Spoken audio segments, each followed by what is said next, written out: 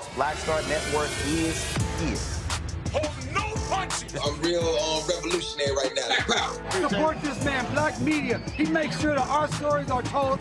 Thank you for being the voice of Black America, Roland. Stay black. I love y'all. All momentum we have now, we have to keep this going. The video looks phenomenal. See, this difference between Black Star Network and Black-owned media and something like CNN. You can't be Black-owned media and be scared. It's time to be smart. Bring your eyeballs home. You dig?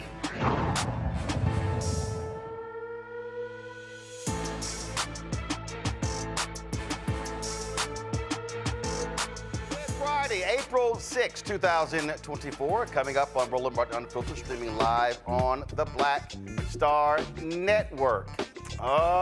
Folks, a lot of people not at all happy with Charlamagne, the God, because of his commentary regarding DEI on The Daily Show. Well, I'm going to deconstruct what he said and also be joined by Randy Bryant, DEI disruptor. A Black Mississippi woman could lose custody rights to her children nearly a year after an Indianola police officer shot her then 11-year-old son in the chest. The family attorney will be joining us to discuss this unbelievable case. The Black jobless rate climbed sharply in March, with Black women seeing particularly large drops in employment and overall labor force participation. Economist Morgan Harper will be with us. Also on today's show, our Education Matters segment, a math intervention program that uses hip-hop music to enhance math skills. You say, really? Yep, we're gonna break it down for you. That more.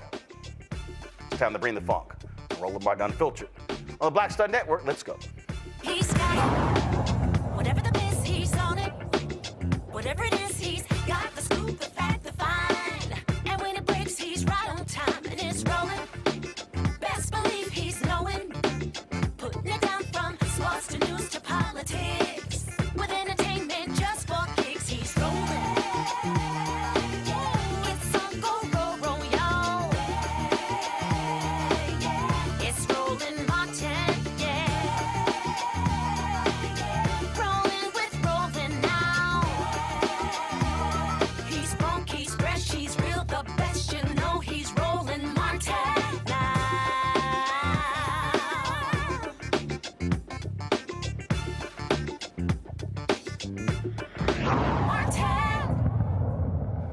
Folks, May 20th of last year, Lyrical Murry's life changed drastically when an Indianola police officer, Greg Capers, shot him in the chest. At the time, he was 11 years old. The officer was responding to a domestic disturbance call. Now, it was bad enough that Capers did not face any charges related to the shooting, but guess what?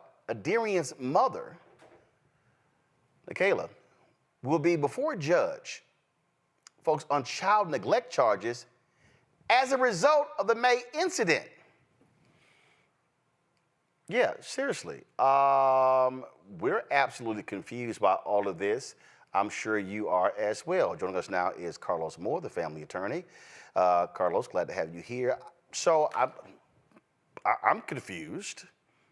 How is the mother facing neglect charges when there was a disturbance and the cops were called and her son gets shot? How was she neglecting? Roland, I'm just as confused as you are. I've been practicing law for 22 years. I've never seen such absurdity in my entire career. I mean, she is a perfect, outstanding mother. She has been raising these kids as a single mom for all these years with no problems, and now because a reckless cop shot her son, she risks losing her children. And so we're going to fight vehemently in court on April the 17th for her to retain custody. But it makes no sense. We believe it's retribution for her filing the lawsuit, the multi-million-dollar lawsuit against the city of Indianola and the officer. It's just harassment. So I'm looking at this here. Go, guys, pull it up. It says on count one that on or about May 20th, 2023, in the county, per reporter, a child, Lyrical Murry, got hurt because of the domestic violence between the mother, Nakayla Murry, and her boyfriend, John Nolden. On Saturday, May 20, 2023, John jumped on Nakayla. Nakayla called her family member, and they called the police. The police went over to the home. Somebody came running out of the home, and the police shot. The reporter was unsure if the police thought it was John. The reporter stated that this was a result of the mother and boyfriend domestic violence that had been happening for years. John assaults the mother in front of the kids. The reporter wanted someone to check on the children because something worse can happen next time. Okay, I'm still utterly confused by here. So they are blaming Nakayla for being beaten? That's what it sounds like, and she was not even beaten on May 20th. She let the ex-boyfriend, the father of her daughter, in, and he was becoming more and more irate, and she knows how he gets when he's fully angry. So before he could get fully angry, she threw the phone or passed the phone to her son and told him to call the police, thinking that that would be protecting the family instead of escalating the situation. She had no idea the police would come in and shoot her child in the chest. And so John Nolan had not hit her. He had not hit her, but she was trying to avoid him becoming more irate and doing something later. So she called the police, or had the police call. And again, I'm sitting here reading this, and the reason I'm completely confused, because they also say in count one, again, pull it up, please. They also say in count one, as they're describing what happened, they said the police went over to the home, quote, somebody came running out of the home and the police shot. One, this is nuts. We actually saw the body cam footage. When the officer came into the home, he was ordering people to come out of the room. The young man, Adarian, the young boy, Adarian, he walks out. He didn't come running out. This officer reflexively fired the shot at him. We actually saw it. So who's actually saying they just came running out and the cop thought it was John? I believe it's a nosy neighbor that does not know what he or she is talking about. They were not there, and clearly they did not see the boyfriend, the ex-boyfriend, beating Miss Murray, so that's a lie. And so I don't know why we would have a case based on somebody's allegations that was not there, who was not an eyewitness. And so was this report, it says here it was Sunflower County, and the prosecuting attorney is Gwendolyn Jemison. So is this who's pursuing this? I'm just trying to understand what's going on here. Yes, Gwendolyn Jemison is the county attorney. She is the youth court prosecutor, and she is the one that is will prosecute this case and is pushing it. And so I believe she needs to turn back. She needs to think carefully about what she is doing and pursuing, because this is unjust. This lady has suffered enough, and she does not need to add insult to injury. Yeah, she's a county prosecuting attorney. We're on the website, and that's her photo right there, because on the website there's no photo. In fact, her photo is the only one that's not there. So it's sort of like how you got everybody else, but you don't have her. So so is she the one pursuing? So, like, whose decision is it to pursue this? I understand from my client that Child Protective Services told her that no case would be open, and then they called her back shortly thereafter, a few weeks, and said it would be open, but they were not pushing it. They interviewed everybody and saw that she was a fit mother, so we don't know if it's the prosecutor pushing it or whoever this alleged reporter or accuser is, if they are pushing it or what, but we're going to get down to the bottom of it, and we expect her to remain the mother and to continue to have custody of her children. We did reach out to Gwendolyn Jemison. She did not respond to us. So does she have a boss, or is she the decider as to who to pursue these cases?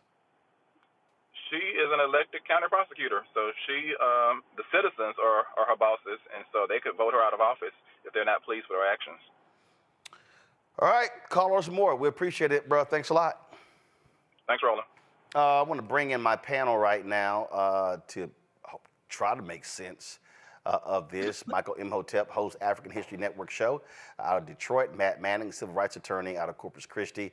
Kelly Bethea, communication strategist out of D.C. Matt, what the hell? Yeah, this is really stupid. This is a prosecutor using her power the wrong way. One thing I wanted to break down for the viewers very quickly, the law in Mississippi is apparently the same as here in Texas. And to take away somebody's parental rights, the judge has to be shown or has to find by clear and convincing evidence that it's in, quote, the best interest of the child. The reason I tell you that is termination of parental rights is one of the civil actions, so meaning not criminal, where at least in Texas, you're entitled to the appointment of a lawyer. So these are very serious cases, obviously trying to take a child away from their parents, and even more than that, trying to take away the parent's right to be the child's parent legally. So that means that their relationship is legally severed. I tell you all of that to say, what I see very often with CPS cases, which is the same thing we call it here, a lot of times the prosecutors are motivated by the same political things that motivate, sometimes criminal indictments and sometimes just seeking justice against people in a high-profile situation. And here, this is absurd. The idea that there's nothing tying the mother and the mother's alleged neglect in this situation to her son is stupid, especially because what they usually do in these cases is they investigate whether the claims by the reporter are actually true. And it sounds like Attorney Moore was saying whomever reported this got the date wrong, got the information wrong, so the grounds on which the judge could terminate her rights, it doesn't sound like there's an evidentiary basis. But the biggest part of this is that clear and convincing evidence sits between what you need to prove a car wreck and what you need to prove somebody guilty of a criminal offense. It's a very high burden. And for them to even bring this case makes no sense, because normally what CPS does is they'll do what's called a safety plan. They'll institute a safety plan to make sure the child is safe, that the parents are taking whatever remedial actions they think are appropriate. They don't jump all the way to trying to take a child away from a parent whom they've had no prior contact with. And what I thought he said was especially important in this case is CPS is the agency that determines whether the child is safe or unsafe, right? But the prosecutor is the one to whom they bring the evidence. So generally, if CPS is saying, we don't think there's a case here, the prosecutors don't go forward with the case. So it makes me wonder whether this prosecutor has some reason to be advancing a case that the agency itself doesn't think should be advanced, because that's not normally what you see. But the bigger issue is this woman's child was shot, and the whole world now knows her son was shot. It doesn't make any sense to try to then, die on this hill where you take away her parental rights, which are among the most important rights you get as a person legally, right? The right to legally have a relationship with and parent your child. So I don't know how she thinks she's advancing any cause of justice with this. And I would hope that someone in her office counsels her to let this case go. I'm just sitting here, Kelly, absolutely confused in how you can read this count and they blame the mother, saying the mother is putting the child in harm's way because of the actions of this man. I mean, we know the reality, the history of domestic violence. We know women that have stayed with boyfriends or spouses who have been the victims of domestic violence. So you blame her, not him? Yeah, I mean, I wouldn't blame anybody in this situation per se, except the cop that shot the 11-year-old boy, because the cop is the one who presented the danger, as if I recall correctly, based off of what I just heard from the counselor, as well as what I've read. She was being proactive in calling the police to protect her child from this man who had yet to do anything, but because he had a history of it, she was being proactive in ensuring the safety of her child. And the person whose job is to also ensure the safety of citizens actually endangered the safety of that child. In fact, he jeopardized it by shooting the 11-year-old boy. So that in and of itself is bad policy on behalf of the prosecuting attorney, because it sets bad precedent. What does it say about the office that they are going to try and strip away the parental rights of a woman who, by all accounts, was doing what she was told is what she was supposed to be doing in situations like this? You call the cops before things get out of hand. You follow commands. You abide by what's happening. By all accounts, the family did that, yet and still, this little boy almost died because of an extension of the attorney's office being law enforcement. So it's more aggravating than it is confusing, because it just seems like a bad policy precedent to accuse and basically demonize the mother for something that a police officer did. Michael, I mean, I'm sitting here like flabbergasted at this in terms of what happened here, and I'm just sitting here going, okay, so this makes no sense, and I still go back to the shooting. I don't know how in the hell nothing happened with this officer. We saw it. He is ordering people out of the room, and the moment he sees this boy, boom. Right. I still don't know how this guy does not, just doesn't get, not even if he doesn't get prosecuted. I wouldn't want that cop with a gun with what happened there. Well, first of all, this was a crazy case, and we've talked to Attorney Carlos Moore a number of times on this case. So thanks to him for coming back on. Thanks to you, Roland, for continuing to shine a light on this case. And we saw the body cam footage last time he was on. And Adarian Murray was following police commands to come out, and he comes around the corner. He's in the house. He comes around the corner and gets shot. Okay, so we're still trying to figure out why was he shot? What happened there? So it was definitely recklessness by the police officer.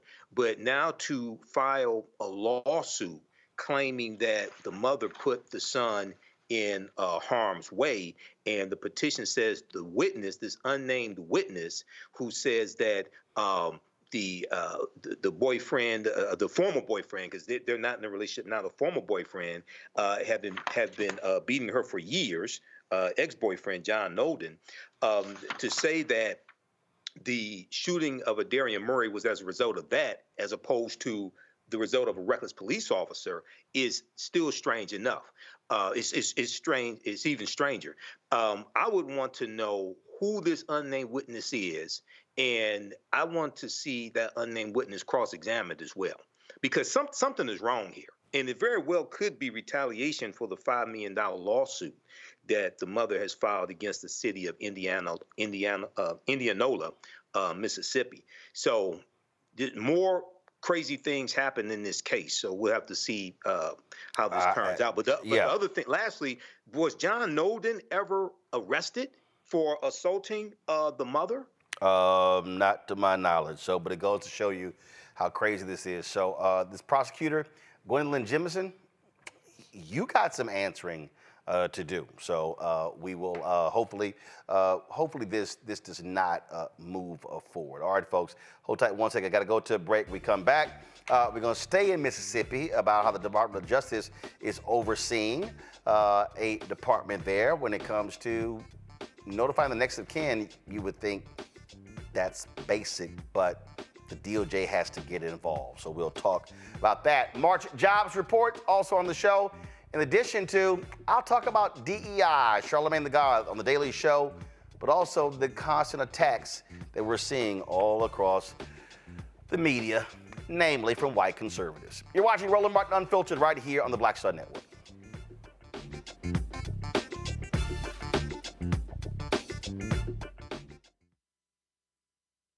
Fanbase is pioneering a new era of social media for the creator economy. This next generation social media app with over 600,000 users is raising $17 million, and now is your chance to invest. For details on how to invest, visit startengine.com/fanbase or scan the QR code. Another way we're giving you the freedom to be you without limits. As bad as Trump was, his economy was worse, and Black America felt it the most. He cut health insurance while giving tax breaks to the wealthy and big business. He stoked racial violence, attacked voting rights, and if reelected, vowed to be a dictator and, quote, get revenge. We can't go back. As president, I put money in pockets, creating millions of new jobs, and capped the cost of insulin at $35 a month. There's a lot more to do, but we can do it together. I'm Joe Biden, and I approve this message. On a Next, A Balanced Life with me, Dr. Jackie. People can't live with them, can't live without them. Our relationships often have more ups and downs than a boardwalk roller coaster, but it doesn't have to be that way. Trust your gut. Whenever your gut is like, this isn't healthy, this isn't right, I don't like the way that I'm being treated. This goes for males and females. Trust your gut, and then whenever that gut feeling comes, have a conversation. Knowing how to grow or when to go, a step-by-step guide on a Next, A Balanced Life on Black Star Network.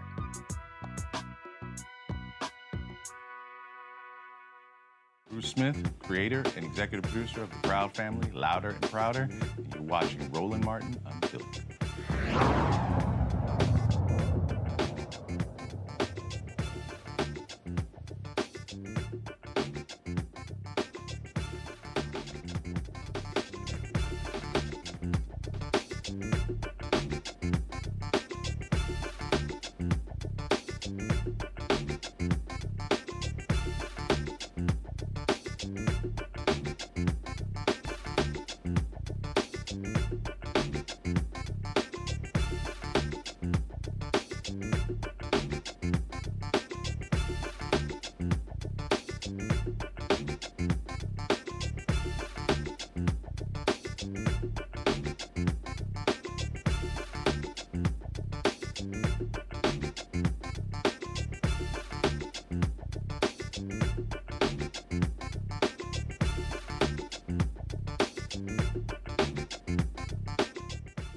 Near Mississippi's capital were buried in a pauper cemetery without their relatives' knowledge. The U.S. Department of Justice will help the city's police revamp policies for performing next of kin death notifications, which is sort of crazy.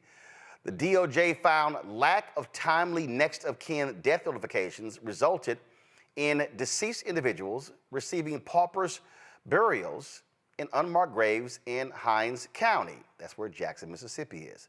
The Civil Rights Division of the U.S. Department of Justice and the U.S. Attorney's Office for the Southern District of Mississippi will provide technical assistance to examine JPD's, Jackson Police Department's, general order on missing persons, as well as the new general order on death notifications, and then recommend implementation and training for the Hinds County Coroner's Office. They will receive recommendations on policies and training for locating next of kin.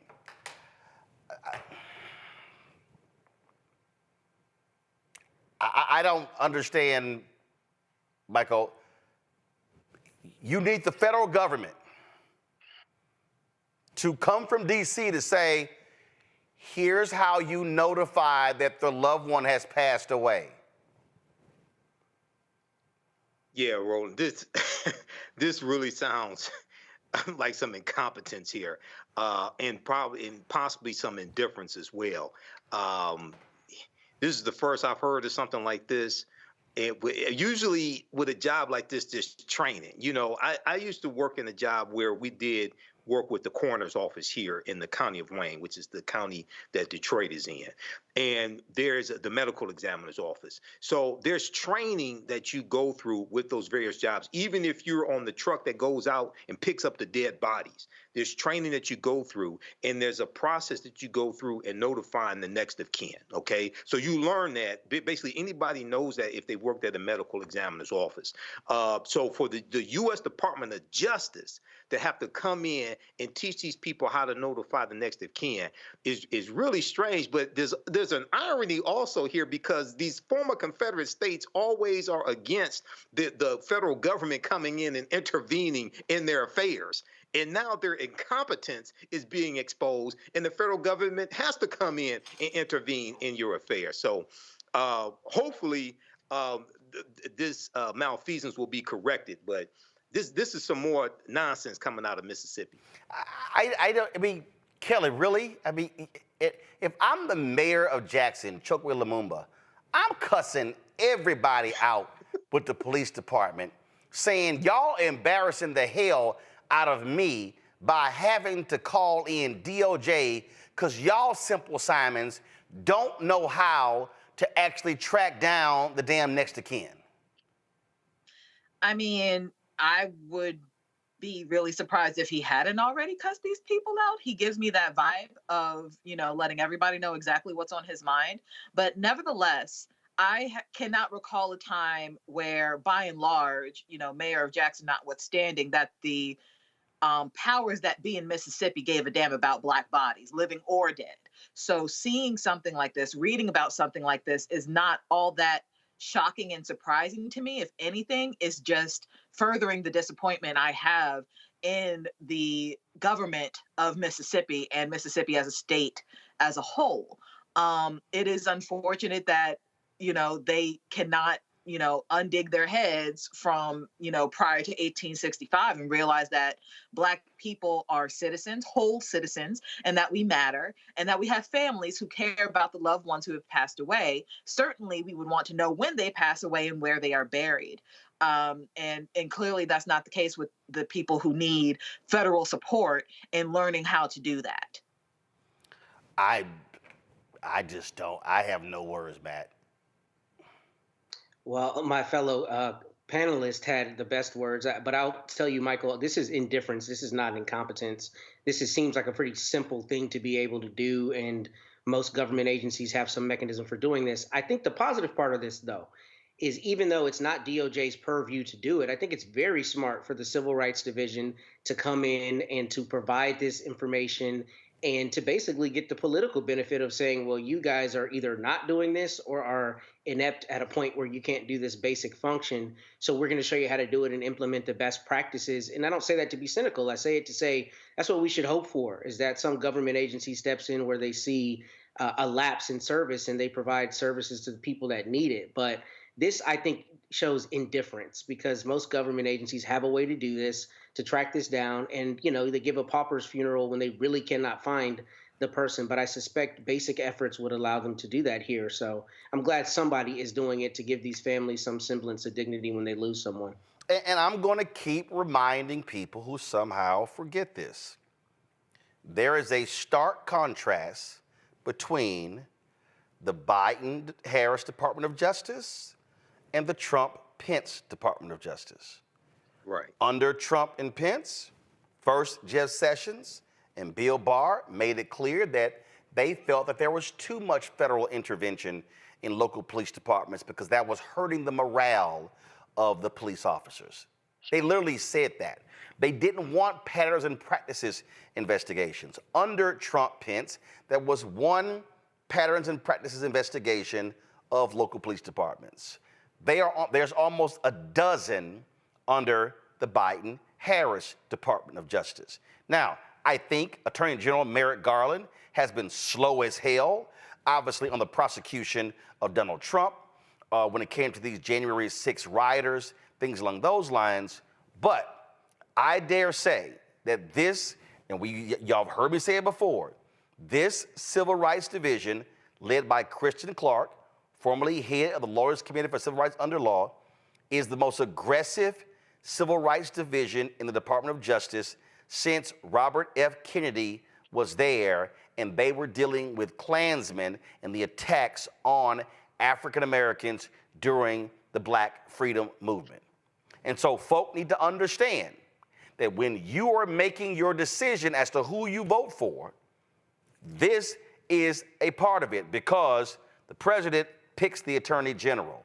And the policies of the president and the attorney general is what is carried out in the Department of Justice. So feel free to mess around come November, but I can tell you right now that a Donald Trump Department of Justice will not at all care about Black lives, Black folks who have been beaten, Black folks who have been left in paupers' graves. They will not care. So take that under advisement when you go vote. All right, when we come back, jobs report is out in March. We'll break down exactly what those numbers look like overall for African Americans. And y'all know the right wing is already losing their mind. Matter of fact, they've been beside themselves for almost, 3 years. Don't forget, support us in what we do. You can join our Bring the Funk fan club. Your dollars make it possible for us to cover the stories that we do. So please support us. Allows for us to also with our staff and everything that involves with doing this show. But not just this show, the network, of course, Roger Muhammad's Daily Show. We've got weekly shows from Deborah Owens, Jackie Hood Martin, Stephanie Humphrey, we got Dee Barnes, Dr. Greg Carr, plus, of course, Rolling with Roland, our long-form interview show as well. And so your resources go a long way to making all of that happen. Send your check and money order to P.O. Box 57196, Washington, D.C. 20037-0196. Cash App, $RM Unfiltered, PayPal, R Martin Unfiltered. Venmo is RM Unfiltered. Zelle, Roland at RolandSMartin.com, Roland at RolandMartinUnfiltered.com. And don't forget to get the Black Star Network app, Apple phone, Android phone, Apple TV, Android TV, Roku, Amazon Fire TV, Xbox One, Samsung Smart TV. Back in a moment. Terry and I, we couldn't play in the white clubs in Minnesota. It felt like such a, strength through adversity type moment that I think Black people just have to go through. We have to figure it out. Right. We make lemons out of lemonade. But there's a reason we rented a ballroom, did our own show, promoted it, got like 1,500 people to come out. Clubs were sitting empty. They were like, "Where's everybody at?" And I said, "They're down watching the band you wouldn't hire." So it taught us not only that we had the talent of musicians, but we also had to have the talent of entrepreneurship. It wasn't like a seat at the table. It's like, no, let's build the table. That's right. We got to build the table. And, That's right. And that was the thing. And of course, after that, we got all kinds of offers. Of course. Right, to come play in the clubs. But we didn't do it. We said, no, we good. No, we're good. We're good. And that's what put us on a path of national. And of course, when Prince made it, then it was like, okay, we see it can be done.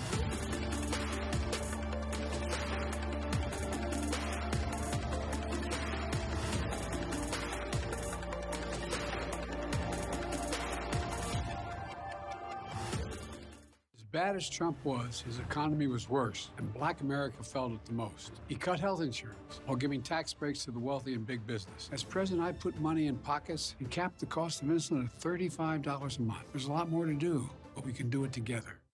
Fanbase is pioneering a new era of social media for the creator economy. This next generation social media app with over 600,000 users is raising $17 million, and now is your chance to invest. For details on how to invest, visit startengine.com/fanbase or scan the QR code. Another way we're giving you the freedom to be you without limits. Farquhar, executive producer of Proud Family. You're watching Roland Martin Unfiltered.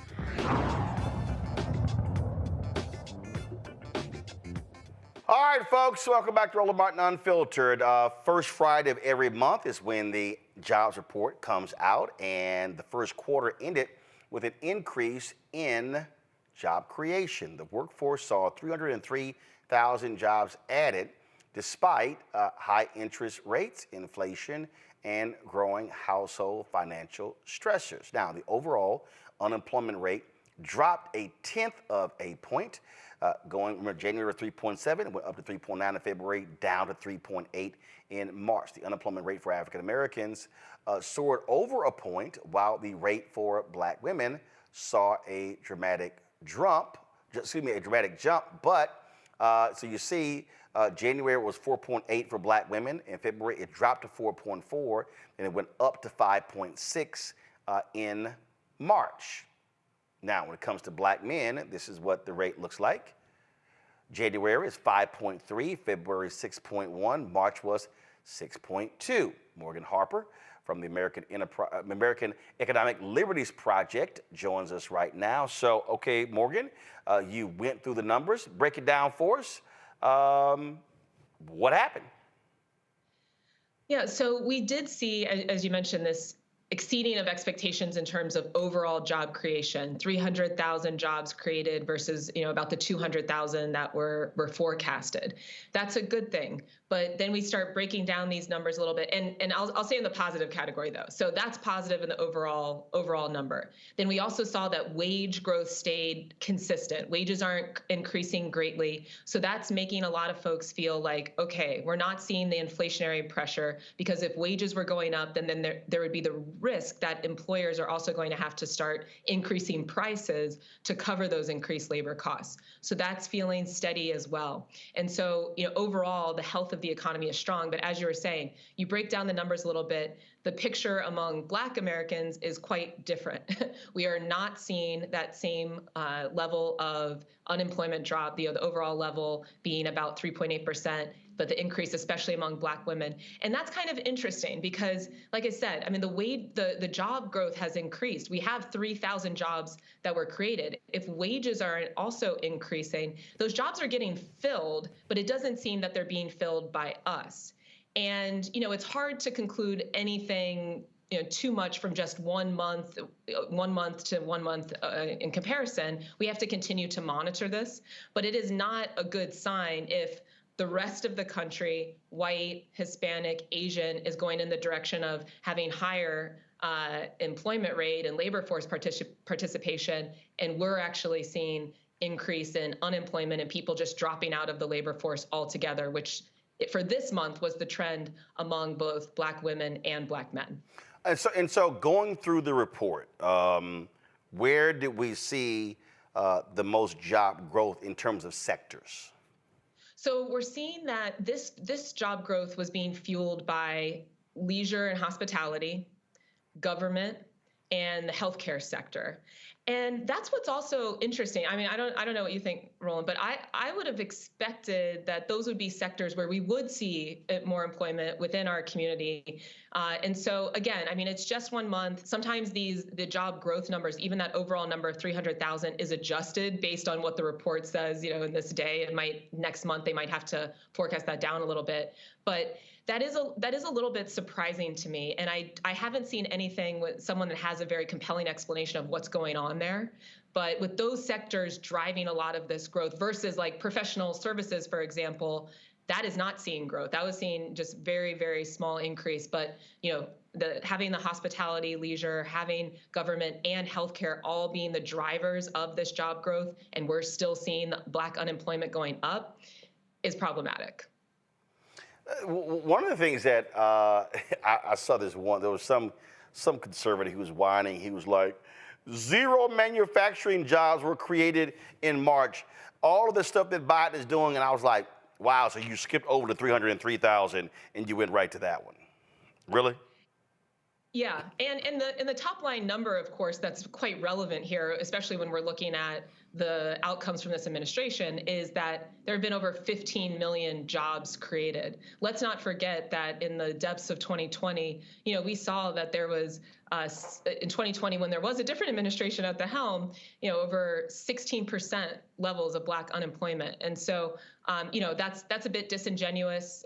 Just because we're not seeing growth in that sector compared to last month isn't some kind of indictment of the overall economic strategy here. But again, we do need to continue to watch not only the discrepancies with Black workers versus the rest of the country, but also some topics we've discussed before, the amount of debt that people are taking on, record levels of credit card debt, that also, small businesses that are maybe taking on debt, auto loans. These are all sectors that are starting to see higher levels of charge-offs, delinquencies, and could be a source of instability in the economy if the trends were to continue. But here's the thing that always cracks me up, and this is one of those quirks about our economy, is when folks go, ooh, Americans are buying stuff. Consumer confidence is soaring. They're using credit cards. But when they start saving money, people are saving money. That's bad for the economy. I think people have to understand that literally the psychosis of the American economy is spend, spend, spend, spend, spend. Do not save and invest. It's all it trips me out all the time. When you listen to these financial networks and you listen to these folks talk about the economy, they really freak out when people save their money and don't spend it all. Yeah, I mean, we have a consumerist mindset here in America, and especially if you're the ones that are benefiting from large corporations having people spend a lot of money, which is a lot of the folks that are investing professionally that are on these shows and some of the financial press and networks. Well, then, yeah, you want people to definitely keep spending. But, you know, here what we're seeing is actually consumer saving and the household balance sheet is pretty steady. And I agree. I mean, that's a good thing. Yes, there was some fiscal stimulus that came at the beginning of the administration that everybody said, oh, this is going to, you know, bring down the economy, and certainly maybe a factor, you know, that contributed somewhat to inflation. But people were responsible with that money. They have managed their finances in an appropriate way. But like I said, the credit card debt is a big deal. And seeing this level of credit card debt burden is something that we do need to continue to watch, because $1 trillion is no joke. So yes, people seem to be continuing to have strong savings, but there is a lot of debt that is being taken on, and just need to see if that's going to continue to present a risk for our overall state of the economy. So one of the truly crazy people in America, the MAGA idiot Maria Bartiromo, she always loses her mind this time every month when the jobs report drops. And I got a kick out of this one because they were complaining about interest rates and the jobs report. Listen to this. It's a good number, no question. Well, it's a good number, but is it too good for rate cuts, Bob Dahl? I mean, yesterday we heard from Neil Kashkari saying, I'm penciling in 2 cuts, but there's a chance there's no cut at all. If the economy's on fire like this and we got 303,000 jobs in the month of March, why cut interest rates? So it's like, oh my God. So just correct me. So they complained about inflation, but now this is what it looks like when Fox talks. This is what it looks like. Well, exactly, because I mean, you know, the argument is like, oh, we got to get the interest rates lower. We got to get the interest rates lower to support business growth, the business community. The business growth is happening. People are getting loans. We have people from banks, large banks, that are saying that they are giving resources to entrepreneurs because they feel strong about the economy. The titans of industry no longer think that a recession is around the corner. And so this idea that, oh, if only interest rates would become lower, then what? The stock market would have its second biggest record, biggest day on record. I mean, I don't know. Yeah, what is the indicator left that you're ready to see improve? It's a strong economy. Now, prices are continuing to be a bit high. I mean, there is still an inflationary environment that we're in, but it is nowhere near where it was in the depths of the pandemic. And I do think that, and we've talked about it. I mean, we need to continue to watch some of these other indicators just of the debt.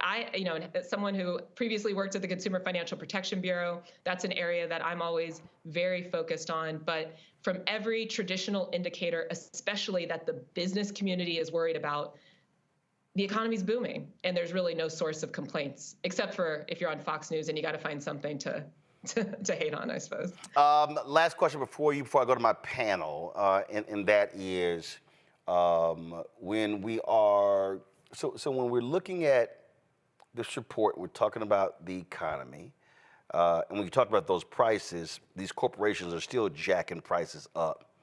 One of the things that one of the critics say, well, you know, these are simply jobs that were just gonna get replaced because of the pandemic. But that's not true. So they're saying that in response. Well, no, they're saying you can't credit Biden, Harris, you can't credit anybody else, because these are just jobs that were that were just going to come back regardless after the pandemic when people got laid off. Now, and that's just true. Yeah. I mean, even adjusting for the job loss that happened during the pandemic, we are seeing increased rates of job creation compared to pre-pandemic times. So, you know, those folks really need to pay attention to the data.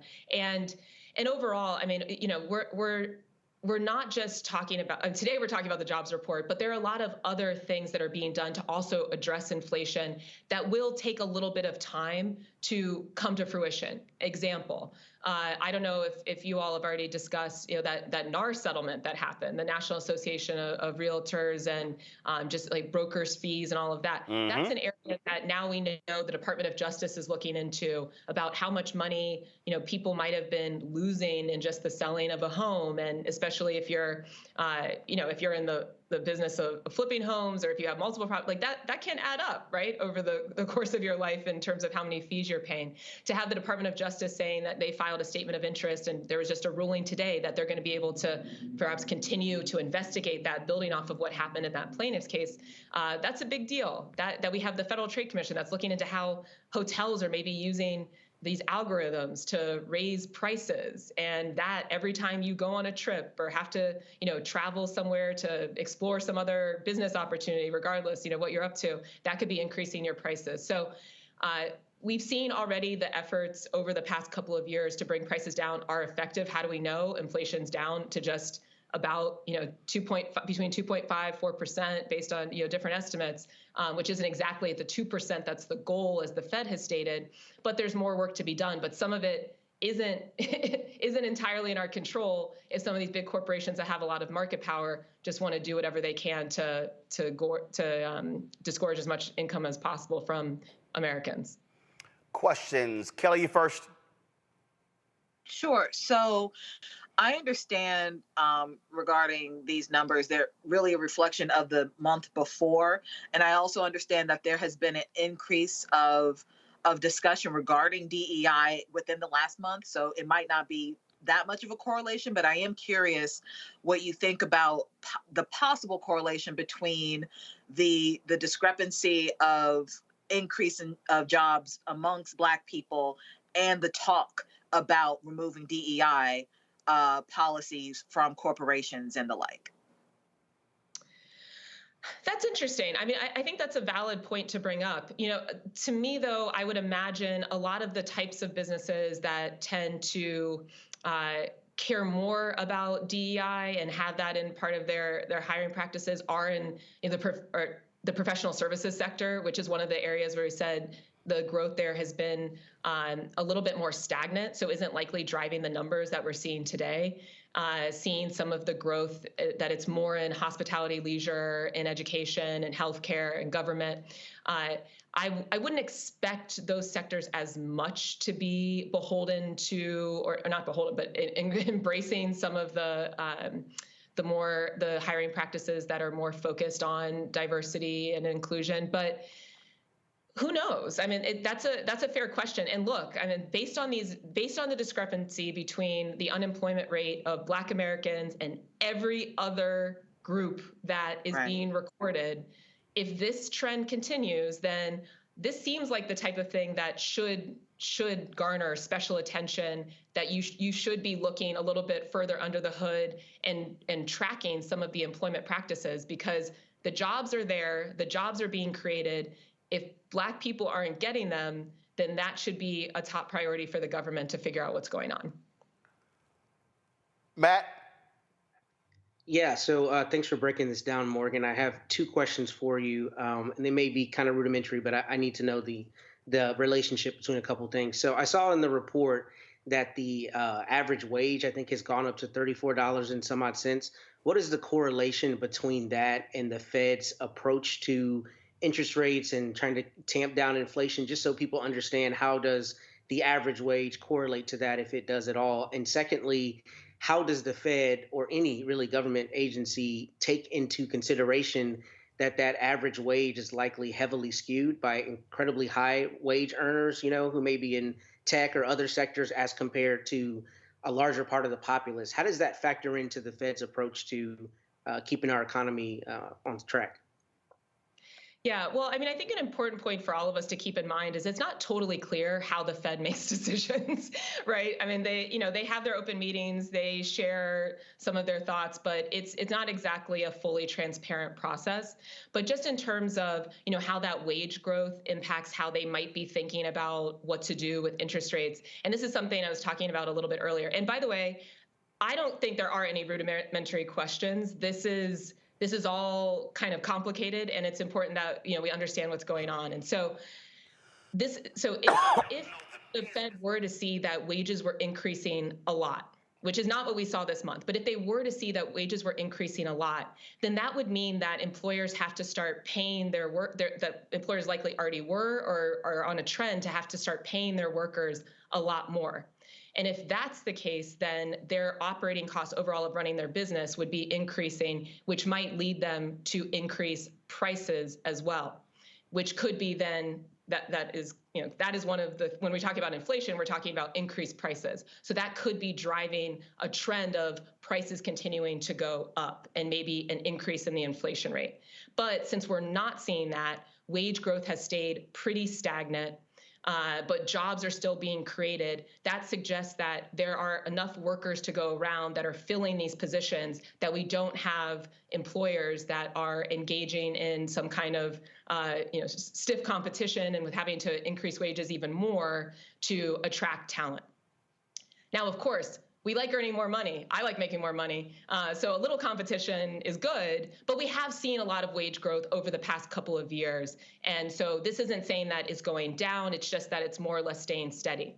And if that's all true, then we have an environment that is referred to as this equilibrium where, okay, wages are staying pretty steady. They're going up, but not up too much. That jobs are still being created, that business is growing, we're seeing productivity increase in the economy. And those are the factors, that equilibrium, that we're probably going to be something that leads the Fed to think we're good. We're not in an excessively inflationary environment, and these interest rates can probably stay the same.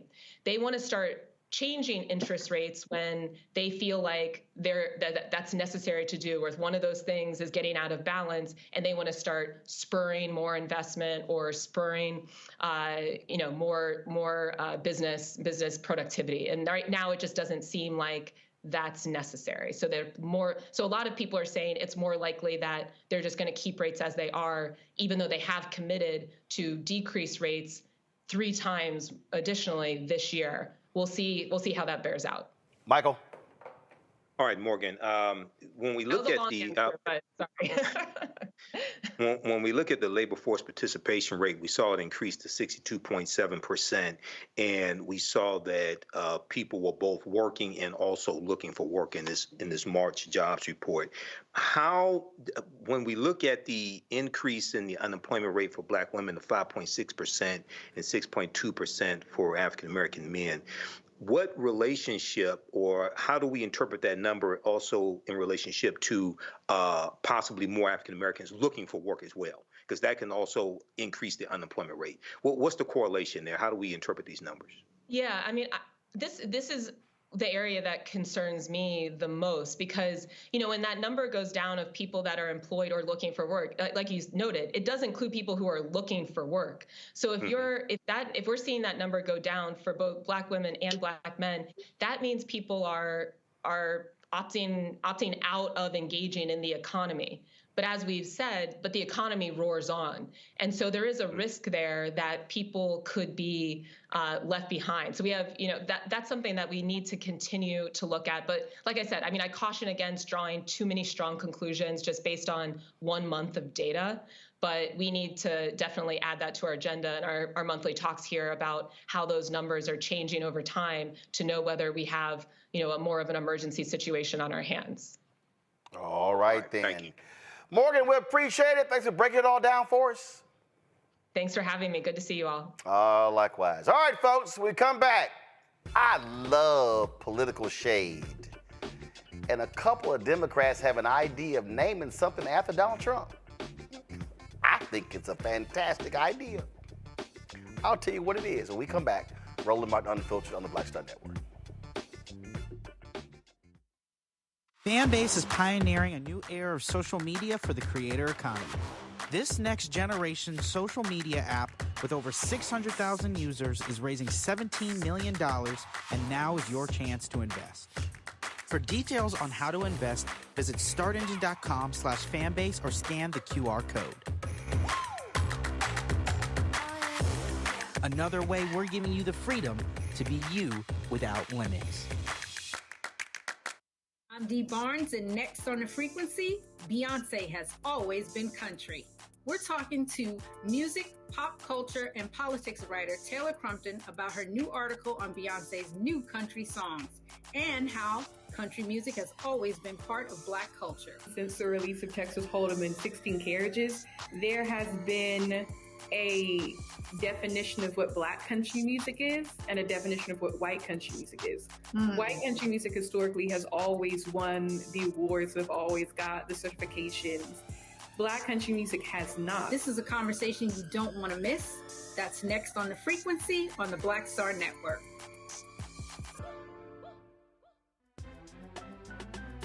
I'm Faraji Muhammad, live from LA. And this is The Culture. The Culture is a two-way conversation. You and me. We talk about the stories, politics, the good, the bad, and the downright ugly. So join our community every day at 3 p.m. Eastern and let your voice be heard. Hey, we're all in this together. So let's talk about it and see what kind of trouble we can get into. It's The Culture, weekdays at 3, only on the Black Star Network.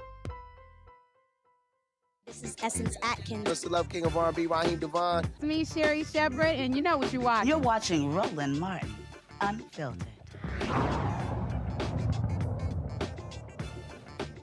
So earlier this week, some Republicans in the House said, hey, let's rename Dulles Airport, which is in Northern Virginia, suburb of D.C., after the Orange Man.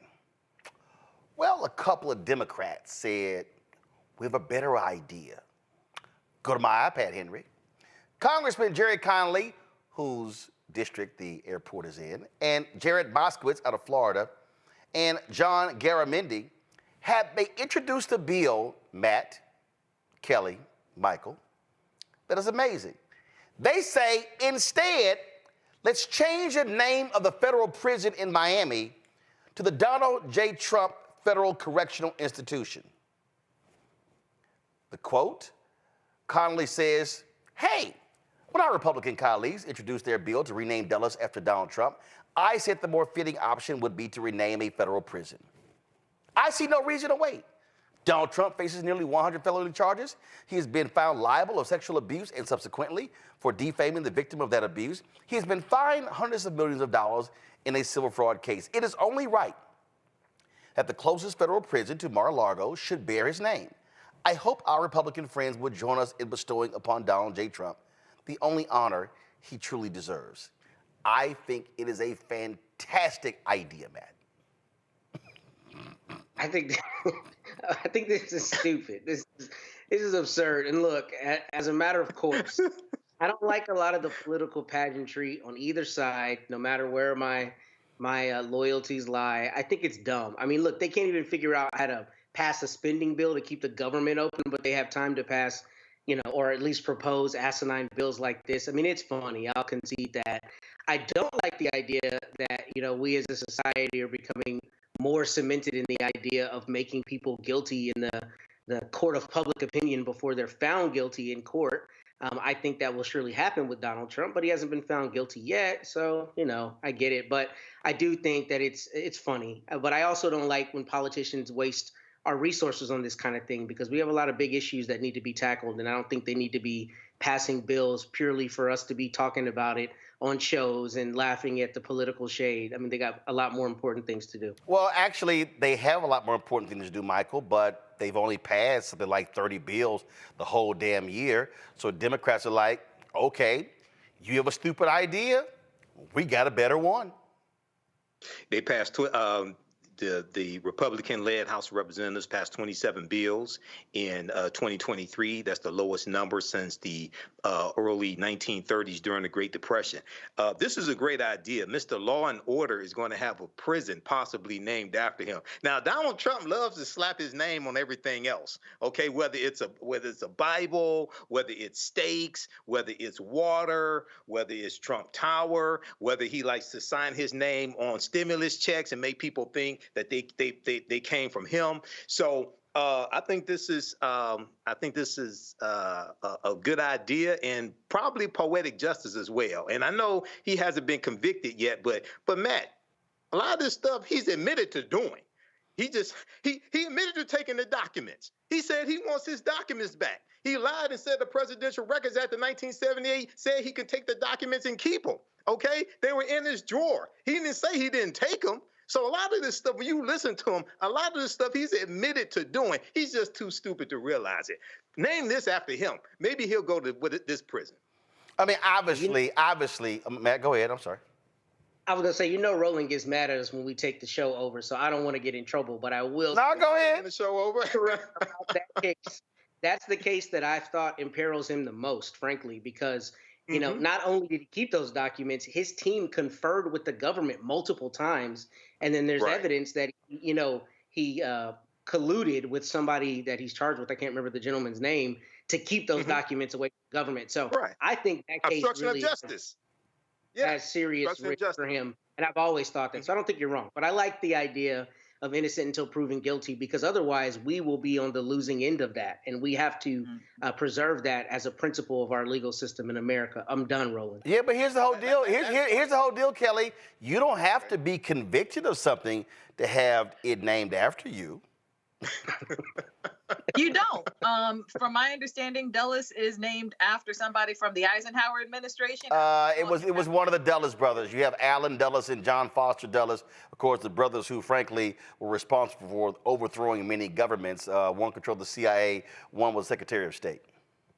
Right. So, and that's to my point. Like, we have plenty of landmarks and buildings named after people in American government that did absolutely atrocious things, whether they were convicted or not. So I don't see why this would be any different. I do agree with Matt that the legislation is dumb. I do think that we have more important things to discuss, but everybody needs a little bit of comic relief, even those who are in the government and frankly haven't been doing much by not passing bills. I digress on that.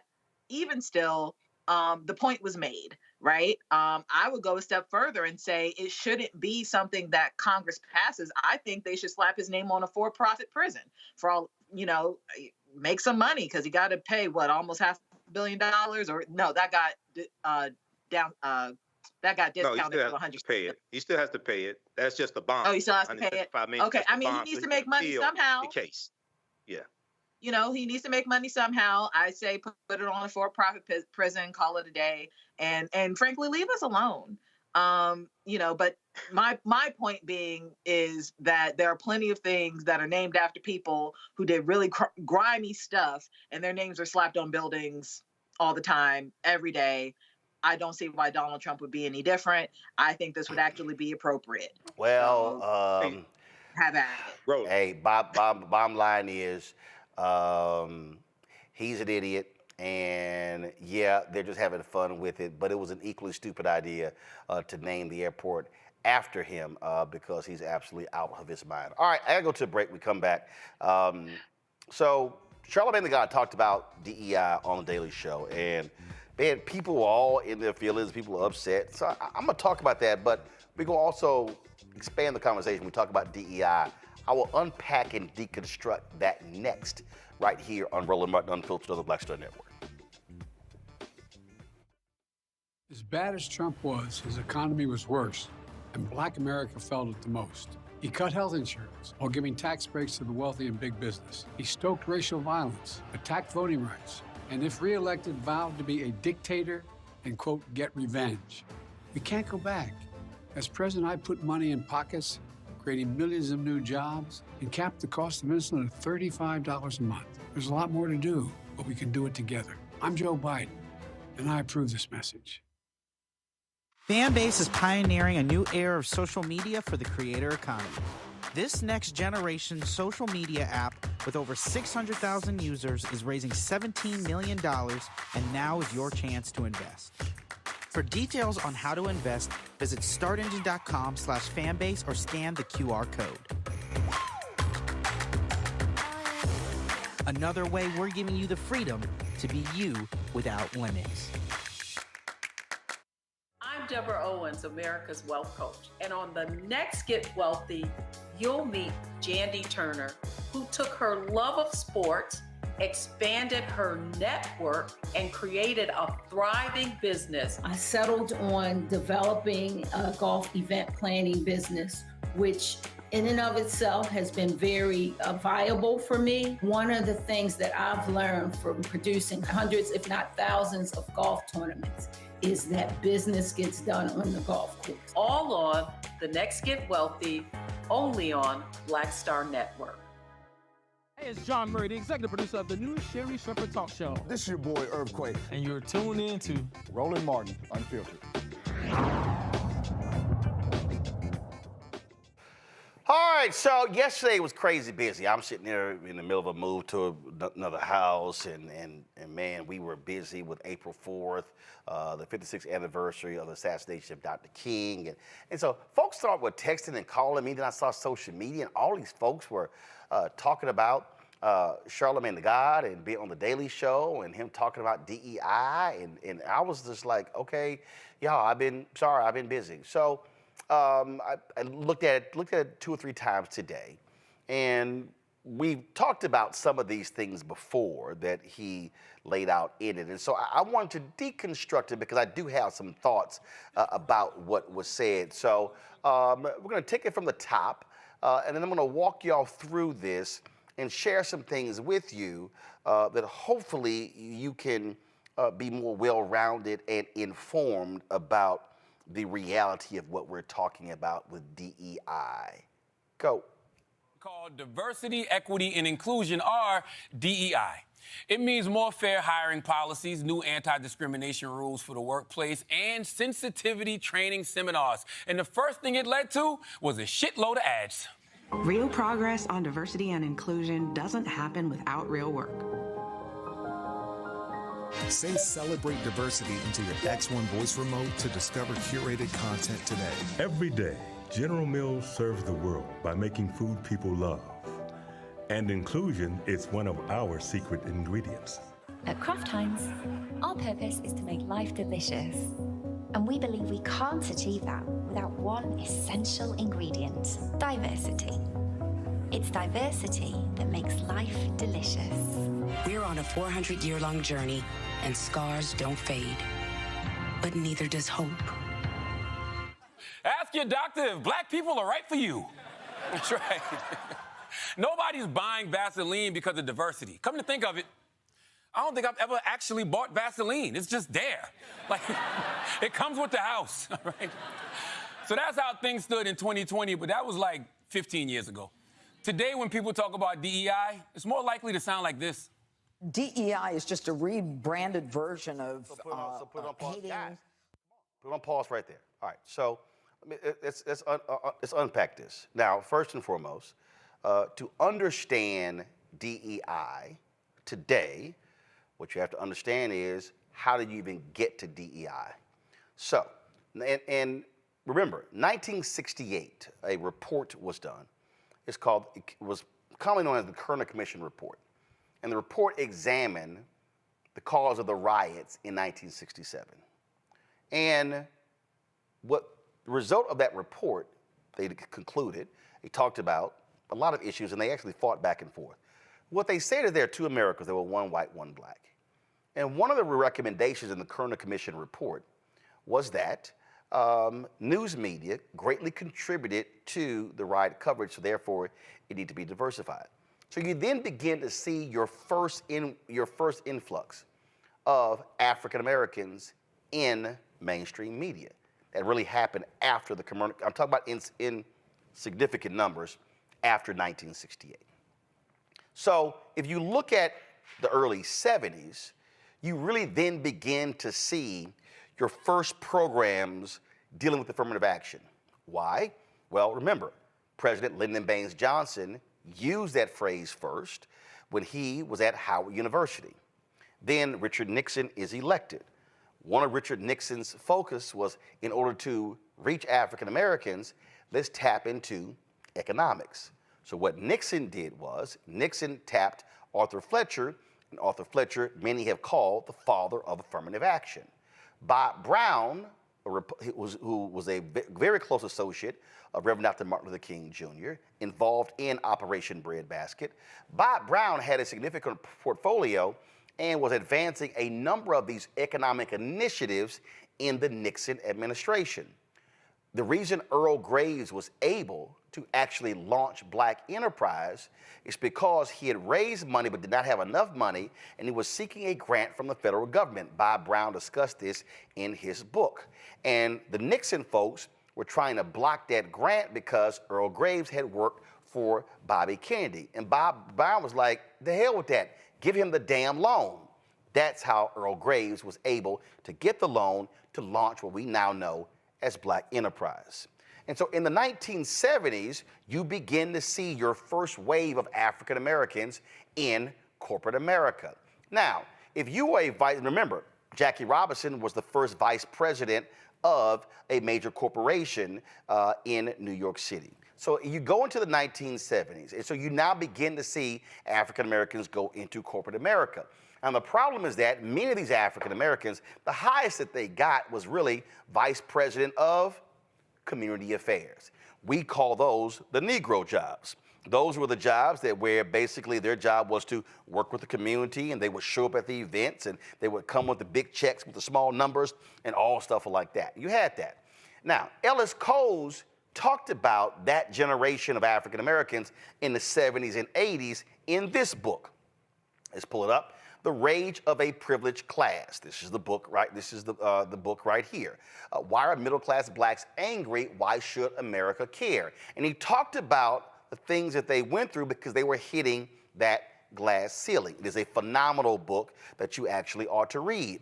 Once you then, so you had those affirmative action programs. Remember, you had black mayors. So you had affirmative action programs that were quite significant in Atlanta, Maynard Jackson, Coleman Young in Detroit, Gary Hatcher in Gary, Indiana. You had Stokes in Cleveland, Marion Barry in Washington, D.C., and other places. Then what happens in 1980? Reagan is elected. So now you go into the 80s. Then you have the Supreme Court decision that then began to limit affirmative action programs. Then you saw a shift from affirmative action into diversity. So what you saw in the 80s, 90s, and the 2000s, you begin to see these diversity officers, chief diversity officers. Then you shift from diversity or chief global diversity officer to DEI, diversity, equity, inclusion, because coming out of the Black Freedom Movement, the focus was on African Americans. Then Title IX hits in 1972, which was about women. And so, who is the greatest beneficiary of affirmative action? White women. So what is known today as DEI is simply the child of the initial affirmative action programs. But what they then did, they began to expand this to not just be for African Americans. It became African Americans, it became white women, it became Latinos, Asian Americans, Native Americans, it became gay, it became disabled, and then all of a sudden, the critics were like, well, why can't we have diversity of thought? So what was initially programs to target African Americans then began to expand, and so now that broad focus now began to get wide, and all kind of other folks were included. I remember I was speaking in a corporation, and somebody asked me about DEI programs, and I said, black people. They were like, that's it? I said, ethnics. I said, ethnic Americans. I said, I limited that. I wasn't trying to include everybody else because I was focused on exactly what programs were designed for. And so, George Floyd is murdered May 2020. I remember talking to somebody who was in the DEI space. At one point after the death of George Floyd, there were something like 100 open DEI jobs on LinkedIn. I mean, all of a sudden, the jobs opened up. And so you then begin to see corporations posting on Instagram, on Twitter, all these places talking about their support for diversity, equity, and inclusion. It was sort of like, really? Really? And so you begin to see that. Then you have these commitments of billions of dollars. Stories have been done on these corporations. The numbers have gone, I've seen numbers anywhere from 30 billion to 100 billion talking about supporting various initiatives all across the country. Let's pull it up. Come on. Here we go. Corporate America's $50 billion promise. That's one story. I've seen other stories where it's even higher. And everything was about DEI, diversity, equity, inclusion. Now, once you begin to unpack DEI, what you begin to realize that something like 75% of the people who had the DEI jobs were white folks. Yep. Weren't black folks. It was white folks. A lot of them women. Now, press play. Let's pick up where Charlamagne left off, and let me unpack the next part.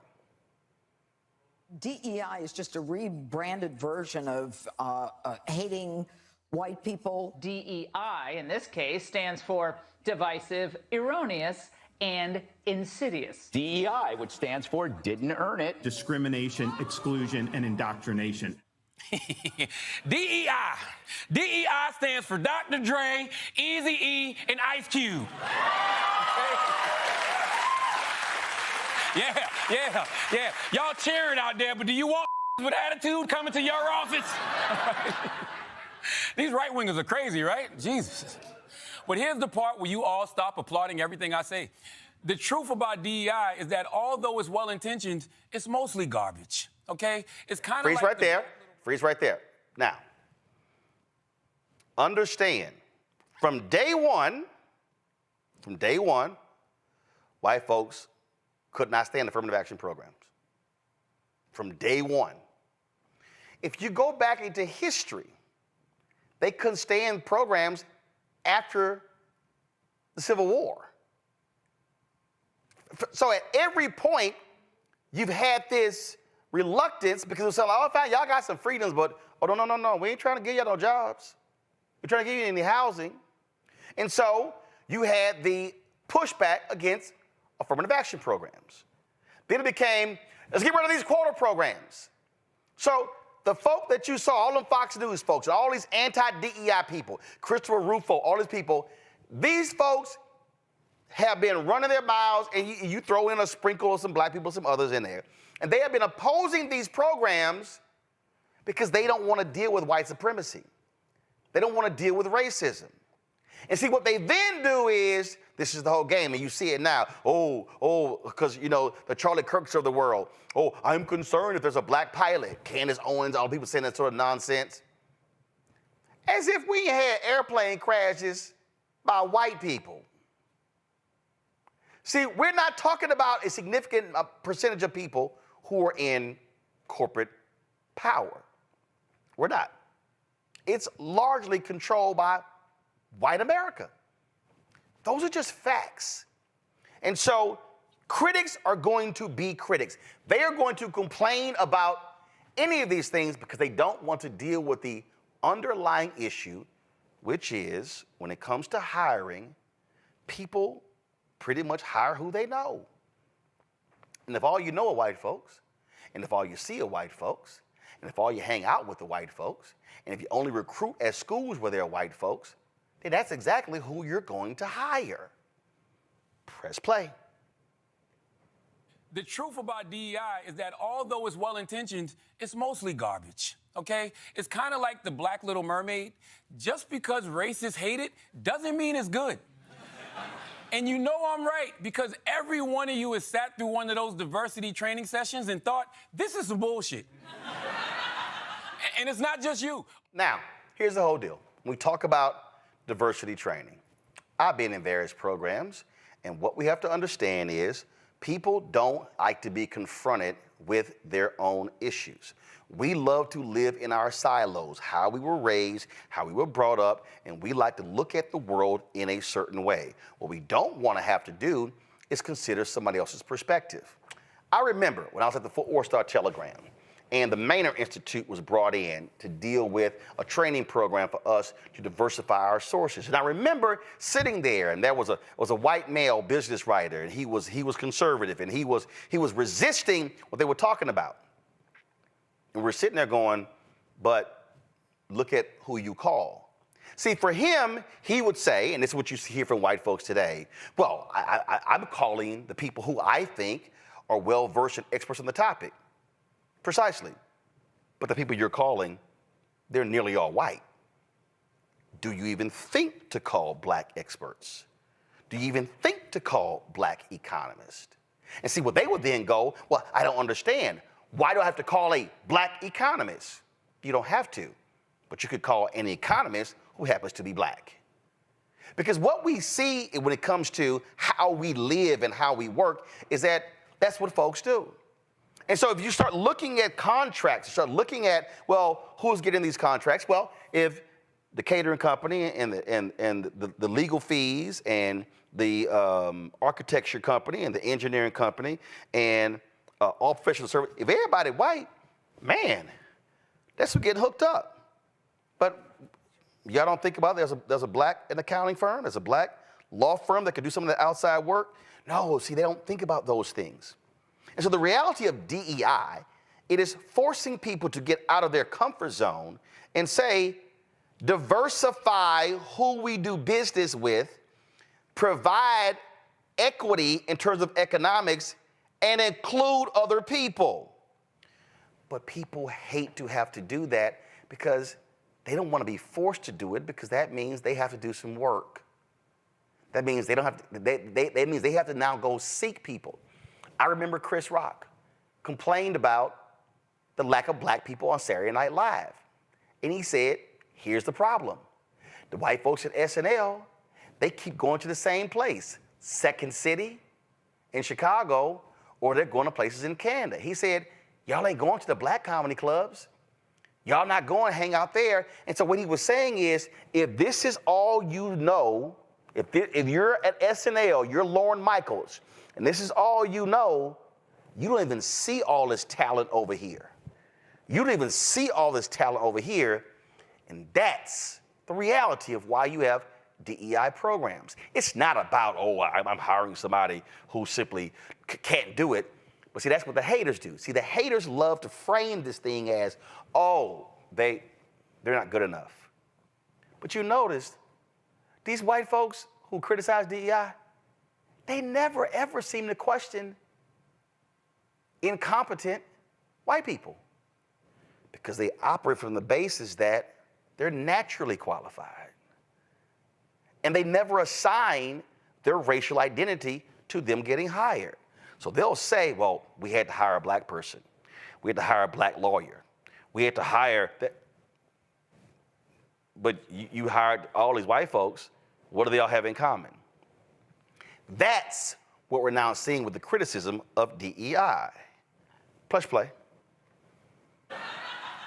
And it's not just you. Over 900 studies have shown that DEI programs don't make the workplace better for minorities. In fact, it can actually make things worse because of the backlash effect. Yeah. Okay, so this is where I have a fundamental problem with what Charlamagne said there. Because this notion that, well, it makes it harder in the workplace because these people don't like it. I don't give a shit if they don't like it. I don't care. Because the fact of the matter is, it does matter. And when you listen to all of these haters, they're actually lying. This, folks, is from the Pew Research Center. You see, May 17th, 2023.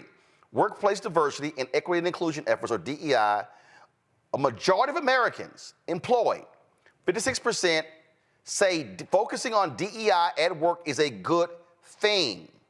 6 in 10 Americans, 61%, say their company or organization has policies that ensure fairness in hiring, pay, or promotion. 52% say they have trainings or meetings on DEI at work. Now, you start going through this, and the folks who have been interviewed, yes, look at this here. Relatively small share of workers place a lot of importance on diversity at their workplace. More than half of workers say their company or organization pays about the right amount of attention to increasing DEI. Women are more likely than men to value DEI at work. There are wide partisan differences in views of workplace DEI. 78% of Democratic and Democratic-leaning workers say focusing on DEI at work is a good thing, compared with 30% of Republicans and Republican leaners. Now you understand. What is the Republican Party? It's a white party. President Herbert Hoover was a leader of what was called the Lily White movement, where Republicans who came out of the radical Republicans after the Civil War aligned with the KKK to suppress black people. It was called the Lily White movement. That's today's Republican Party. See, they hate all this DEI stuff. It's right there in the data. Only 30% of Republicans like it. So when you're watching Fox News and you're hearing conservative radio, all these digital sites, what you're hearing are people who are, oh my God, this DEI stuff is awful, because it lines up with actually their point of view. Because they don't actually want to see people like us actually move ahead. Press play. Dare from school, y'all remember Dare? Yeah. She said, woo. DEI training is like Dare for racism. And you all know how effective that was. I was sitting there going, oh shit, there's a ton of fun drugs I should try. I didn't even know about Molly. Thanks, Officer John. But the biggest failure of DEI is that the number of black people in power at big companies is basically the same as it was 5 years ago. In fact, maybe the only thing that DEI has accomplished is giving racist white people cover to be openly racist. Now, again, this is where Charlamagne's wrong. Here are the number of African Americans who are now CEOs of Fortune 500 companies. There are 9. Now, first of all, I said Fortune 500 companies, so we ain't talking a huge amount. But the reality is, just 5 years ago, a few years ago, there were 5. Okay, so what you are seeing, the progress. Now, here's the issue. The problem that you see in the Executive Leadership Council, the group of black corporate leaders, they've dealt with this, is that for many of these leaders who are black people who are in corporate America, the problem is when they get to 55, 58, they're being moved out. And so they're still hitting a ceiling. That is a fundamental problem that we are seeing. But that means when we're talking about DEI, you're gonna have white folks who make it a priority. I'm gonna unpack that in a second. Press play. DEI breeds complacency, Dana, and complacency kills. We're going to have doctors who don't know how to perform heart surgery, and we're going to have planes that are falling out of the sky. Boeing recently bragged not about being the best in the business, but about surpassing its diversity quotas. Oh, goody. But then, not so good, a door flying off one of Boeing's 737 Supermaxes. I'm sorry, if I see a black pilot, I'm going to be like, boy, I hope he's qualified. I mean, honestly, when I see a black pilot, I'm not worried that we're going to crash. I'm worried that we're going to get pulled over. Okay? That's right. That's right. And no, officer, I will not step out of this vehicle. All right? But yeah, they're blaming DEI for everything, even that bridge in Baltimore. They called Baltimore's mayor the DEI mayor, like he was given the job for being black. Then they said the shipping company was too focused on DEI instead of safety. But almost the entire leadership of the company is white. No black people, right? If anything, the Baltimore mayor, he should have been the one to make it racist. Just come out like, these crackers knocked down my bridge, okay? All right? And one of y'all crackers better pay for it, okay? And honestly, I'm not surprised these programs didn't work. And here's why. It's just corporate PR. They want good vibes. And also, they want to cover their ass, okay? Did you know that if a company gets sued for civil rights violations, just having a DEI program will be counted as evidence in their favor, even if the program doesn't do shit, okay? It's the I have a black friend of the legal system, right? We don't need corporate DEI. Yes, we want diversity and equity and inclusion, but we don't want it from Vaseline. Although I'm not going to front, Vaseline has been there for the black community. Respect, okay? Right? That's right. Moisturized, okay? Look, man, real DEI is only going to come from black leadership. I don't know how to do it because I'm not a black leader, but I do know how to tell if it's working. Just keep an eye on right-wing media. The more they're freaking out, the more progress we're making. Okay, this is where Charlamagne is flat out wrong. So when he says that we don't need DEI from corporate America, it's not true. And he says it's going to come from black people. Here's the problem with that. Put the graphic back up. There are only 9 black CEOs of Fortune 500 companies. That means that there are 491 non-black CEOs of Fortune 500 company. The reality is you are going to need white people who actually believe in diversity, equity, and inclusion for that to happen. And there are examples. Al Newharth, he was the founder of USA Today. Al Newharth grew up in South Dakota. He did not grow up around a lot of black people. But Al Newharth understood the value of diversity. So when Al Newharth was the CEO of Gannett, he made a declaration that Gannett was going to be the leading company in America when it came to the issue of diversity. I had a syndicated column with Creator Syndicate. And when Al Newharth died in 1989, this here is exactly what I wrote. Quote, his obituary in the New York Times read, in an industry long dominated by white men, Mr. Newharth led the way in the hiring and promotion of women and minorities, tying compensation to hiring goals. By 1988, the proportion of minorities in Gannett newsrooms was 47% higher than the national average. Women accounted for nearly 40% of the company's managers, professionals, technicians, and sales agents, and an unheard of quarter of its newspaper publishers. In Al Newhart's book, Confession of an SOB, he actually wrote that when he launched this particular initiative, that people were angry. Folks were upset with him. And he said point blank, if any of y'all have a problem with me tying your bonuses to your diversity numbers, you are free to leave the company. And guess what? A lot did. But you know what happened? You saw an explosion of black people, Hispanics, white women, and others who became publishers, news directors, managing editors, general managers of media company. And guess what that did? That forced all the other media companies to go, damn, we about to lose our minority talent, so we now got to change our programs. So guess what happened? Knight Ridder, Cox, and the others began to change. The problem is we didn't have enough Al Newharts in media to change the industry. He was by himself. As another example, John Landgraf. John Landgraf is the CEO of FX, the cable network. Now, you've seen many of those programs. You've seen Donald Glover's show, Atlanta, shows along those lines. Well, guess what? John Landgraf sat there and looked at his shows.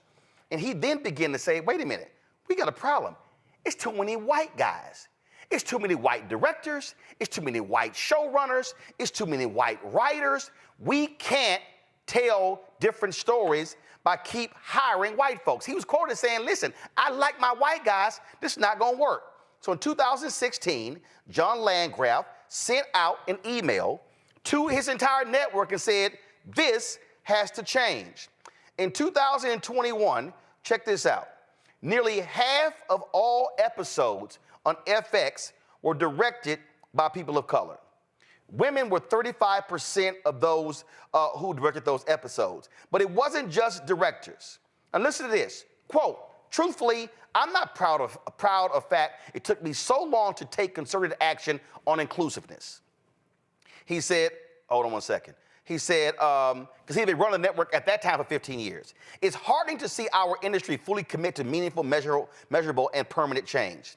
He said, when FX was radically over-indexing in one race and gender, we were by definition overlooking talent. When we started looking for talent in every segment of our population, our shows got better. When you're in the talent business, diversity is good for business. Now, that's why Charlamagne is wrong. The reality is, black folks ain't running these joints. We're not running these companies. Now, we may push folks, you may have a few folks in there, but you need operational leaders. Jonathan Rogers, who was the first CEO of TV One. When Jonathan Rogers joined the board of Comcast, I was like, yo, that's awesome. He's like, not really. I was like, hold up. Now, y'all, Jonathan was on the board of Procter & Gamble. He was on the board of Nike. And I was like, Jonathan, are you serious? He said, I didn't want a board job. He said, Roland, I want an operational job. I was like, but isn't a board job better than an operational job? He said, no. I said, Jonathan, why? He said, because if I had an operational job, that's where you hire. He said, by the time it gets to the board, we don't control hiring. He said, we just sit here and oversee the CEO. That was an instructive thing he actually said to me. So what we have to understand is that for DEI to work, you've got to actually have individuals who are in power, for the most part, they're going to be white, who are making the decisions in order to be able to affect the change. This is where we, again, make a mistake on this very issue. And so, Mark Cuban, he's been very much talking about a lot of these issues. He's been focusing on a lot of these issues. And so I sent Mark Cuban, don't pull it up yet, I sent Mark Cuban an email to get his particular thoughts. And I wanted to get him on the show because he's been going back and forth against Christopher Rufo, against Elon Musk, slamming them on this issue of diversity. I mean, he's been swinging on them. And so I sent Mark an email, and I said, hey, we'd love to have you on the show, but if you can't come on the show, share me some thoughts. And so this is the email that Mark Cuban, of course, owner of the Mavericks, well, he sold the team, but this is what he sent me back. He said, Roland, he said, look at the top 10 market cap companies. All have DEI programs, even Tesla. 3 of the top 4 are run by people of color. The other, Apple, by a gay man. All make DEI a priority. My general position is that I believe DEI is really good for business. People trust people who look like them. They want to do business with them. But to me, it's not about hiring heads of DEI and creating a bureaucracy or doing commercials like Charlamagne CTG criticized. It's about following good DEI business principles. Diversity is looking for great people where others don't. There are a lot of smart people that are ignored for jobs. Find them where others aren't looking. Equity is where the right goes nuts. They think it's about quotas and making sure no one has an advantage or can succeed beyond anyone else. Equity is putting your employees in a position to succeed. That's it. Training, support, etc. If you hire someone smart, no matter what they look like, give them the tools to make you more successful. Inclusion, make people feel good about themselves at work. That's just smart business. He is right. We need more black leaders. But when you are only 8% of the white-collar workforce, it takes time. And he contradicted himself. Can racists freak out any more than they are now? Everything is about DEI, which is another way of saying people of color aren't qualified. They can't do the job. They only get it because of DEI. Look at the people that work for you. Where do you recruit? How do you put your employees in a position to succeed? How do you make people who are different feel included? You have been an entrepreneur for a long time. Talk about your business and your experience. You don't have to have a DEI program to practice DEI. You just have to run your business the right way and set standards for how people are treated.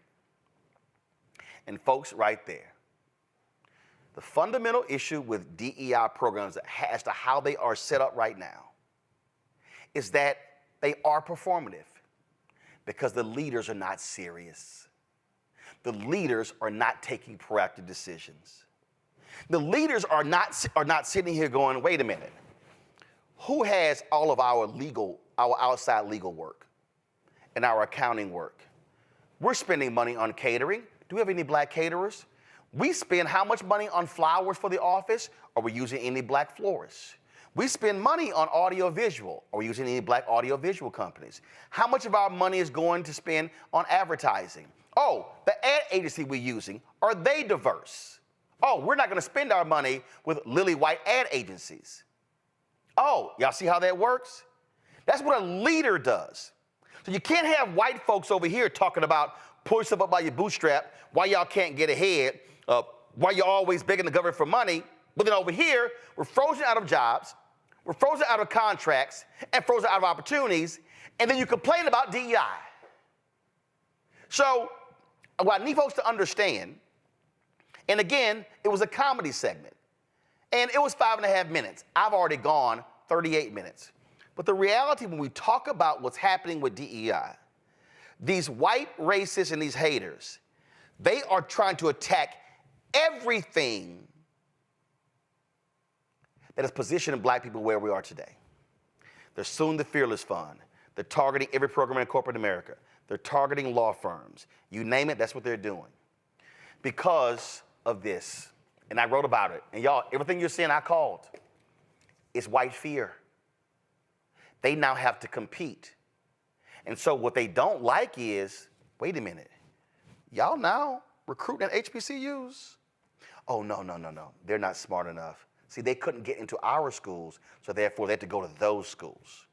Oh, yeah. You see what happens when they come out of these high schools and they come to our schools and they're on academic probation the first or second year? But those same people don't want to confront the economic inequality at those high schools, then those junior highs, then the elementary schools.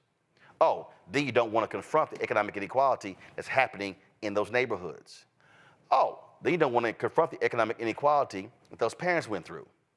Damn, then you don't want to confront the economic inequality that those grandparents went through. See, it's real easy to act like we're all running from the same mark and running a race when we all know that's not the case. And so the attacks on DEI, they are absolutely anti-blackness. The problem with corporate America is that there are too many white folks in corporate America who are playing games when it comes to DEI. They're handing out DEI jobs and the people have no budgets. They got no P&L responsibility. And the leadership of the companies is not a priority. In order for DEI to truly be effective in America, we're gonna need 1,000 Al Newharts. And we're gonna need 1,000 John Landgrafs. We're gonna need white executives, white men, white women to actually be honest about their failures when it comes to leading. That was what has to happen.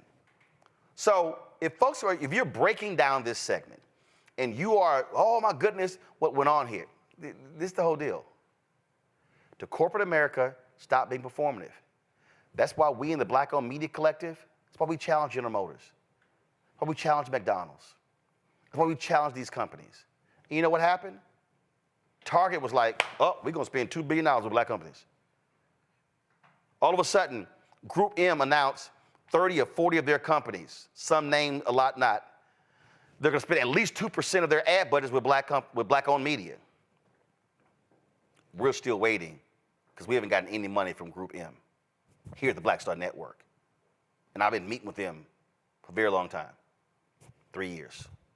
We've gotten zero. I've been meeting with Publicis for the past several weeks because we got the runaround from Publicis for 3 years. And we're finally meeting with chief investment officers. I met with OMD after getting the runaround, met last year, a CIO left, so now we're trying to meet with their chief investment officer. There are other ad agencies we're trying to reach as well.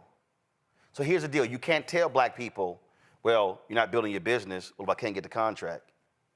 Well, you need access to capital. Well, no, I ain't got no debt. I can look right now. I got money in the bank, so I need contracts. I can't grow my business. I can't hire more people if I don't have the contracts. See, if we talk about the reality of DEI, nothing is going to change as long as you have scared, timid, weak, impotent, white corporate leaders who are unwilling to look their friends, their country club pals, and their family members in the eye and say, a lot of the shit that comes out of your mouth is racist. And the fact of the matter is, America and these companies are not going to be able to grow if we do not have diverse initiatives. Last point. Charlamagne said, well, I don't want DEI when it comes to Vaseline. Unilever owns them. Unilever owns a ton of companies. Unilever owns a ton of companies where we as black folks buy products.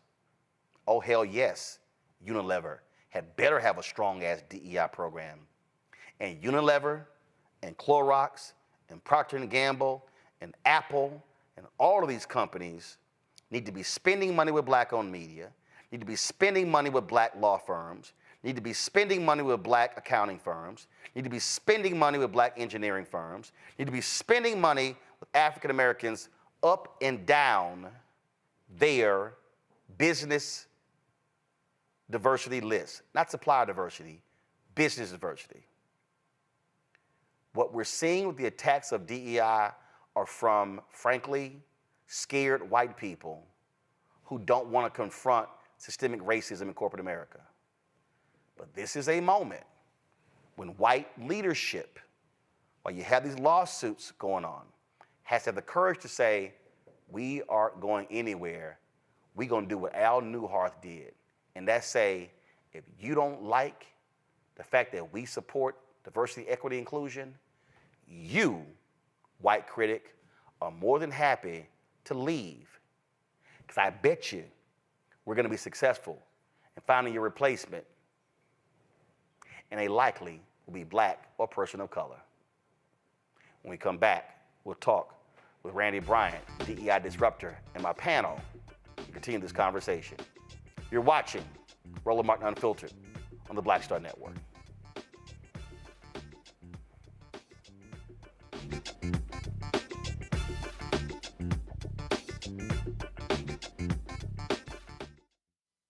When you talk about blackness and what happens in black culture, we're about covering these things that matter to us, speaking to our issues and concerns. This is a genuine people-powered movement. There's a lot of stuff that we're not getting. You get it, and you spread the word. We wish to plead our own cause. Too long have others spoken for us. We cannot tell our own story if we can't pay for it. This is about covering us. Invest in black-owned media. Your dollars matter. We don't have to keep asking them to cover our stuff. So please support us in what we do, folks. We want to hit 2,000 people, $50 this month, raise $100,000. We're behind 100,000, so we want to hit that. Y'all money makes this possible. Check some money orders. Go to P.O. Box 57196, Washington, D.C. 20037-0196. The Cash App is $RM Unfiltered. PayPal is R Martin Unfiltered. Venmo is RM Unfiltered.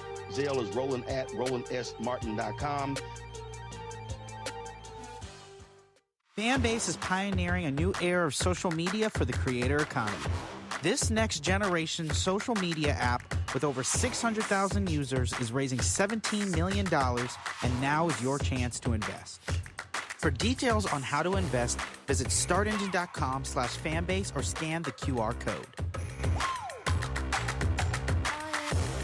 Another way we're giving you the freedom to be you without limits. What's up, everybody? It's your girl, Latasha from the A. And you're watching Roland Martin Unfiltered. Joining us right now is DEI disruptor Randy Bryant. Randy, glad to have you. Normally she's on Tuesday, but she joins us now. Of course, we still have Matt, Kelly, and Michael as well. So, Randy, you're not saying destroy, get rid of, and obliterate DEI programs. But when you say DEI disruptor, what do you mean? What I mean is we need to change it. It does need improvement, as any programs do. That's nothing new when you roll out something. So I don't want to destroy it, as it seems as if Charlamagne is suggesting that we do, and that most of it's garbage. We disrupt it. We make it better, right? I think that the unfortunate part about what Charlamagne the God did is that he acts like DEI just came about. DEI has been around forever. IBM had its first affinity group for Black people back in 1968. Roosevelt passed bills to ensure that we could integrate the military for World War II. After A. Philip Randolph threatened a march of 250,000 Black people to come to D.C. Correct. The Equal Pay Act is 1963. That is DEI. So DEI did not come about when George Floyd was brutally murdered. DEI has been around forever, and we have made great progress and strides in DEI. The reason why Charlamagne probably is able to be on TV and have a voice is because of DEI, because there was a time that he would not have existed. He would not be able to have a voice. He would not be respected. So while we are not where we should be, right, and we have a lot of work to do, DEI has been a fantastic tool to make progress. So no, it's not about getting rid of it. It is about changing it. And also what scares me is that what he did on his platform, he has a powerful platform, and I absolutely respect that he has this power, is that he gave voice to all of these right-wing Republican extremists who want nothing but to destroy DEI. They've proven that by passing laws in half the states right now. I mean, they just had 60 employees let go in, I think it was Florida.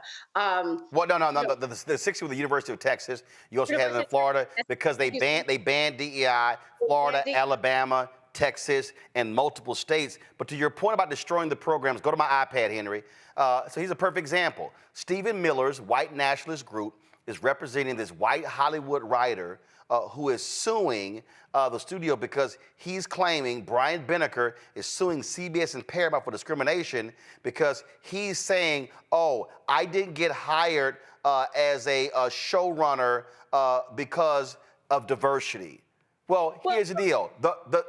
The writing rooms in Hollywood are so white, bro, you probably didn't get a job because some other white person. Reminded me of Mary Fisher's lawsuit against the University of Texas. But what they do, because their end game is to get rid of all of these programs that were created in Hollywood to create opportunities for black and other writers. And so this lawsuit operates as the Trojan horse. That's their end game. That's absolutely their end game. And that's why I am disappointed that Charlamagne gave them a platform and showed all the things that they were saying as as if there's a pilot who happens to be black, that means a pilot is deficient in his skills. I mean, the pilot went through the exact same programs and training that every other pilot went. They're not just going and finding someone off the street and saying, can you fly this plane? DEI was created, and I say this over and over again, to help to fix a problem in this country where we would not permit Black people, people with disabilities, women in positions whatsoever. That is why it came to be. Look right here, this lawsuit, Randy. Look right here. The Benecker lawsuit asserts that, quote, an illegal policy of race and sex balancing promoted the hiring of unnamed, quote, less qualified applicants, including women, minorities, or LGBTQ writers. Well, first of all, if you're talking about women, you're talking about white women, okay? And if you're talking about LGBTQ, we're not in that category, because anytime when they break out categories, they put the black people in the black category. You can't be in multiple categories, but again, that's what the goal is. So I think, and again, and listen, I was texting Charlamagne today. I think, absolutely, I believe that the segment should have focused on the white racist attacks on DEI and what their end game is, and absolutely saying, hey, corporate America, don't play performative politics when it comes to DEI. Have real DEI that can actually create lasting change and have the fortitude to stand up for your own programs. All of that. I mean, what I do, the reason why I changed my whole platform and became the DEI disruptor. I have, as of yesterday, actually, my company turned 23 years old. We have run this company making change in corporations and in the government to ensure that they were places that were diverse, equitable, and inclusive. So first of all, it's not new. Secondly, the reason why I think it needs change is that some people, he's correct in that some people looked at it as something for public relations. Yep. It's very obvious when they do it. It's very obvious. We're not stupid people, but there are companies who are doing well and who have shown in their numbers that they are hiring and promoting. Man, because you started highlighting people. Who would you say, name a few companies that you know, you've been doing research, that are doing a great job that others should be following and emulating? Number one, I would say Ben & Jerry's. Ben & Jerry's, forget it, their entire company is built on ensuring that everybody has a voice and everybody is respected. It's not a policy. It's not a brunch for Martin Luther King. It is not just a training class. So when he stated the statistic about, does DEI programs make companies better? If it's just a training class, of course, it's not going to just make it better. It has to be woven throughout the foundation of an organization, that everything they think about involves, are we including everybody? Because this is the thing, and this is what upsets me. All of us in this world are biased, right? Everybody has a bias. In this world. Listen. You can criticize Texas, but my ass from Texas, and my parents are from Texas. Right. And guess what? I'm gonna defend where I'm from. Now I'm gonna criticize it, but I'm also defend it. That's a natural inherent bias. But also, like I tell people, if you introduce me to a sister that went to an HBCU, don't let her be an AKA, I am biased towards her. So what it said is that if you looked at every organization, from the government to every corporation, all you saw were white males. So they said, we can't just say, hi guys, you rich white men, could you do us a favor and maybe consider that there's some qualified candidates that are women, that are minorities, that are Black, that are gay? No, because they aren't going to do it. We have to say, we're going to put some things in place to help you fight, to help challenge your biases. Yep. Right? That's all DEI is when they talk about hiring. It is not to hire unqualified people. It's to hire very qualified people. Well, but here's the deal, though. The word, but Randy, the word qualified is never used when discussing white people. They only use the qualified when it's talking about Black people, other people of color. If you look at what they're doing at colleges with nepotism, where there is a legacy, there were like a very good number of people get into these colleges and universities because they have a legacy. Hell, you ain't got to go to college. If you actually want to be a coach in the NFL, the best way to get one is have your daddy be a coach. They essentially hire their sons. Panelists got some questions. I'm going to go to Michael first. Michael, go. All right, Randy, this is a fantastic conversation here. I guess what I would ask is, how do we push forward the enhanced, more effective DEI programs at the corporate level? And the reason why I say that is because you have the attack on DEI right now. But also for a lot of African Americans, I would say, a lot of us may not be clear exactly on what DEI is. Okay, so how would we go about? Maybe give us some tips on how we go about pushing forward effective programs with what we have now. We don't have more people like Roland was saying that we need right now. But what we have now, how could we push forward? Let me tell you something. I don't ever try to change people's hearts, but people do think and vote and conduct themselves with their dollars. If we say, so a company like Tesla, and Elon Musk has made it very clear that he's not pro-Black, not pro-diversity, not pro-DEI, right? Stop buying his products. Damn Skippy. Stop buying a Tesla. Damn right. And let me tell you something. If we would take companies and we said, you know what, this company has no minorities on the board of directors. They have no Black people on their executive team. So we are not going to support them. They will not get our money. And you know how much spending money we have, power we have. They will all of a sudden. $1.6 trillion. They will all of a sudden become all about DEI. Where's that girl, Randy? We want to hire her.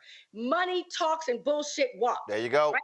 Stop allowing people to just to take your money and you have not shown any allegiance to them. Like, when they say back, during the civil rights movement, don't shop where you can't be hired. Don't shop where you can't be hired. It's still the same principle.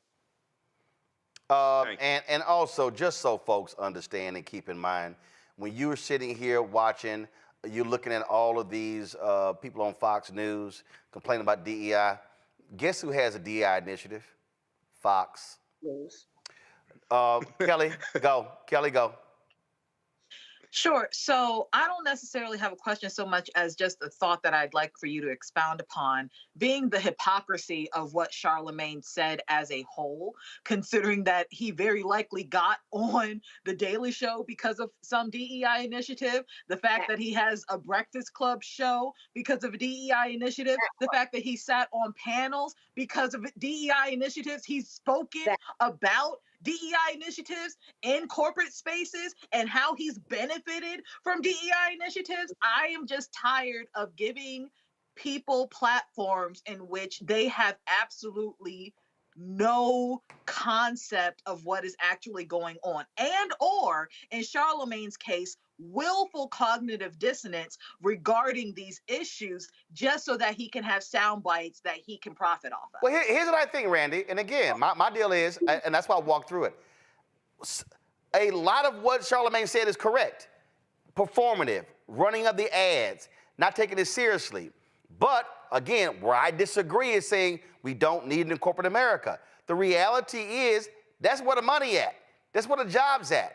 And what we know is corporate America, that they can actually drive change. Let's be real clear. Corporate America, why did a lot of places integrate in the South? Because they saw that train coming and they were like, hey, we ain't trying to have them shut down our department stores. Damn it, integrate. You said it, money talks.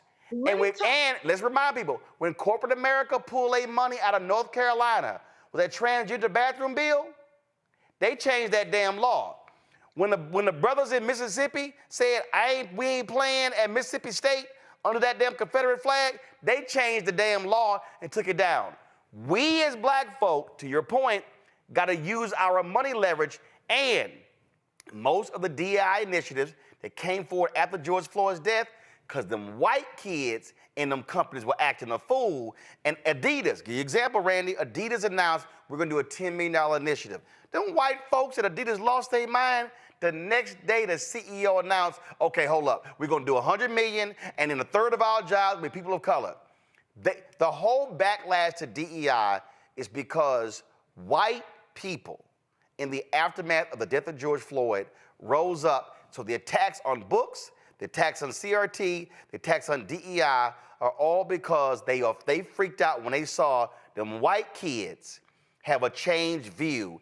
And that's why you now see them now, let's attack woke, let's attack DEI, and attach it to everything and make it negative. Randy, go. They are attacking everything that moves us forward, which is not something new. And, you know, when I look at Charlamagne and what he said today, you know, one, I don't know if he's like technically worked in a corporation. The Breakfast Club is owned by iHeartRadio. Right, but I'm talking about him going to like an office and working. I mean, No, iHeartRadio. Right. I've been to the studio. That ain't black. That's not black owned. Right, and so what unfortunately happens is exactly what happened to him, in my opinion, is what happens to a lot of DEI leads at companies, including myself, right? Your message only gets put up if it's approved by your bosses. You have to say something. So what he did today, to me, in my opinion, was to say DEI was not effective, should be thrown away. And that serves the purposes of the right-wing Republicans. Versus saying, what you're saying, Brandy, versus saying, here's the problem with DEI, here's how it needs to be changed to be effective. Absolutely. Okay. So if there are a lot of, you know, IBM has been effective. Target and Walmart, if you look at what they have done the last several years, they have done some impressive work. A lot of the tech companies, they haven't done much at all. But there are companies, because they understand that if they don't promote diversity, inclusion, and equity, they can't make it. Look at Netflix. Netflix was the first. I mean, they really came out with so much diversity in their programming, in the people they had. I mean, I'm telling you, they've done a brilliant job, right? I mean, outside of this Good Times show that's about to come out, they've done a good job. So when they did that, companies like Fox, that's why they have Tubi. They realized that to compete in this world, so while they have Charlamagne and people discounting it, they know they need it. Right? Well, here's the deal. Before I go to Matt, can we go to my iPad? This literally right here is a letter to the shareholders from the CEO of iHeartRadio talking about, and what do they say? The purpose of our ESG report is to increase transparency around our ESG efforts, including diversity, equity, and inclusion. So the reality is here. But what they'll have to do, though, is even when they say we've hired a Black person, they have to allow Charlamagne or whoever Black person they promote to speak truthfully. Well, first of all, he was speaking on Comedy Central, which is owned by Paramount. That was iHeartRadio. So funny. Well, again, no, it's so. Here's my whole deal. They're different platforms, and what has to happen is this is where you've got to have also real conversations. This is where you've got to have folk with expertise who are bringing knowledge to sort of unpack this. Again, where he was correct, and I agree with, and I've publicly criticized it, where DEI fails is when it's performative, when they run ads, when they post stuff on social media, and they don't follow up with action. That's why I've been criticizing companies and their ad agencies. Don't sit and tell me you're committed to Black-owned businesses, but then your ad agencies want to return our phone calls. That ain't real. Matt. So, Randy, I appreciate you breaking this down or adding to Roland's breakdown, but here's my question for you. So many of the metrics that we use for the efficacy of DEI programs, we talk about the C-suite, but the reality is that's not representative of most people who would be benefited by DEI programs. So my question to you is, what examples have you seen of good policies, effective policies for your average person, your average viewer who's watching this, who would be greatly benefited if they went and applied for a job and knew they had a fairer chance of getting that job? We're not talking about the C-suite, because that's a very small percentage of people. So what have you seen that applies to more of us than that? Well, this is where I believe that, again, where the studies that were cited got it wrong.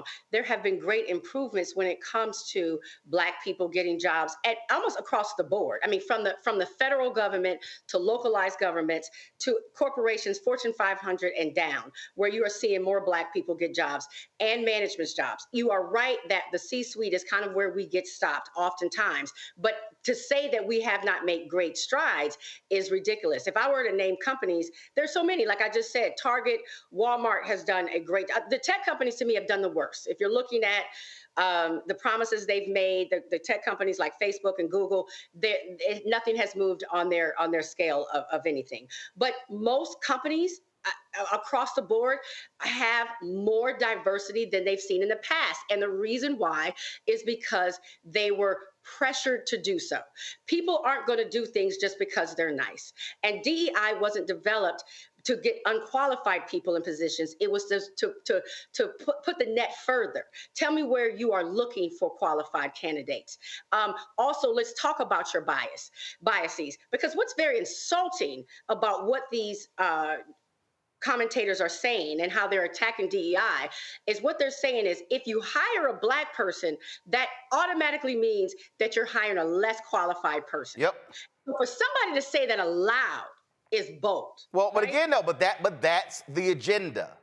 That is the absolute agenda, to say that if I see a Black pilot, automatically I'm assuming that they're not qualified. So it's talking about pilots. If you look at the airlines, all of the airlines now have programs to partner with HBCUs. But that's racism.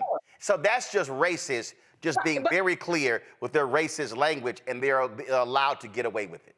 Well, the reverse racism, if you know. No. I'm saying, but I'm not calling reverse racism. I'm saying using that language. If you say I see a Black pilot, I automatically think they're not qualified. You racist. 1,000% racist. There is no ways around it that's racist. Okay, but the cosmetics companies. You look at people like Rihanna, who had to come out and with her Fenty company and say, there's no shades that match Black people. You got like five shades. I mean, there are major changes being made every day. Does it mean that there are a lot of companies that is performative? No, of course they're being performative. But I'm gonna tell you something. If Black people become active and call these companies out, I promise you that they will not be performative anymore. Let their stocks drop. Let their earnings drop.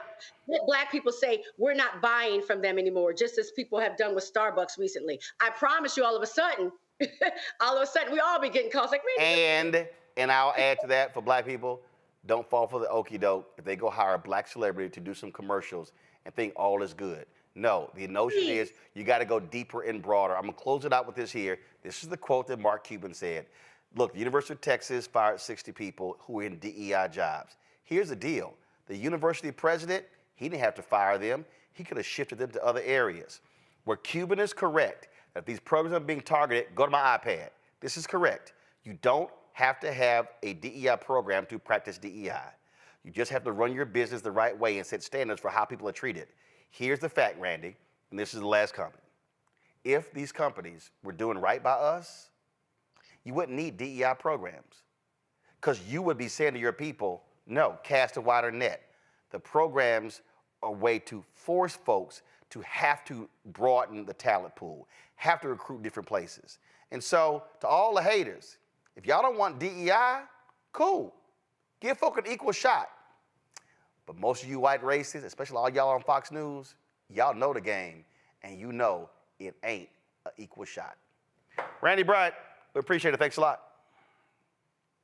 Folks, we come back. A math program using hip-hop lyrics to get kids learning math. Damn! Y'all about 45 years late for me. That's next. Roland Martin Unfiltered on the Black Star Network.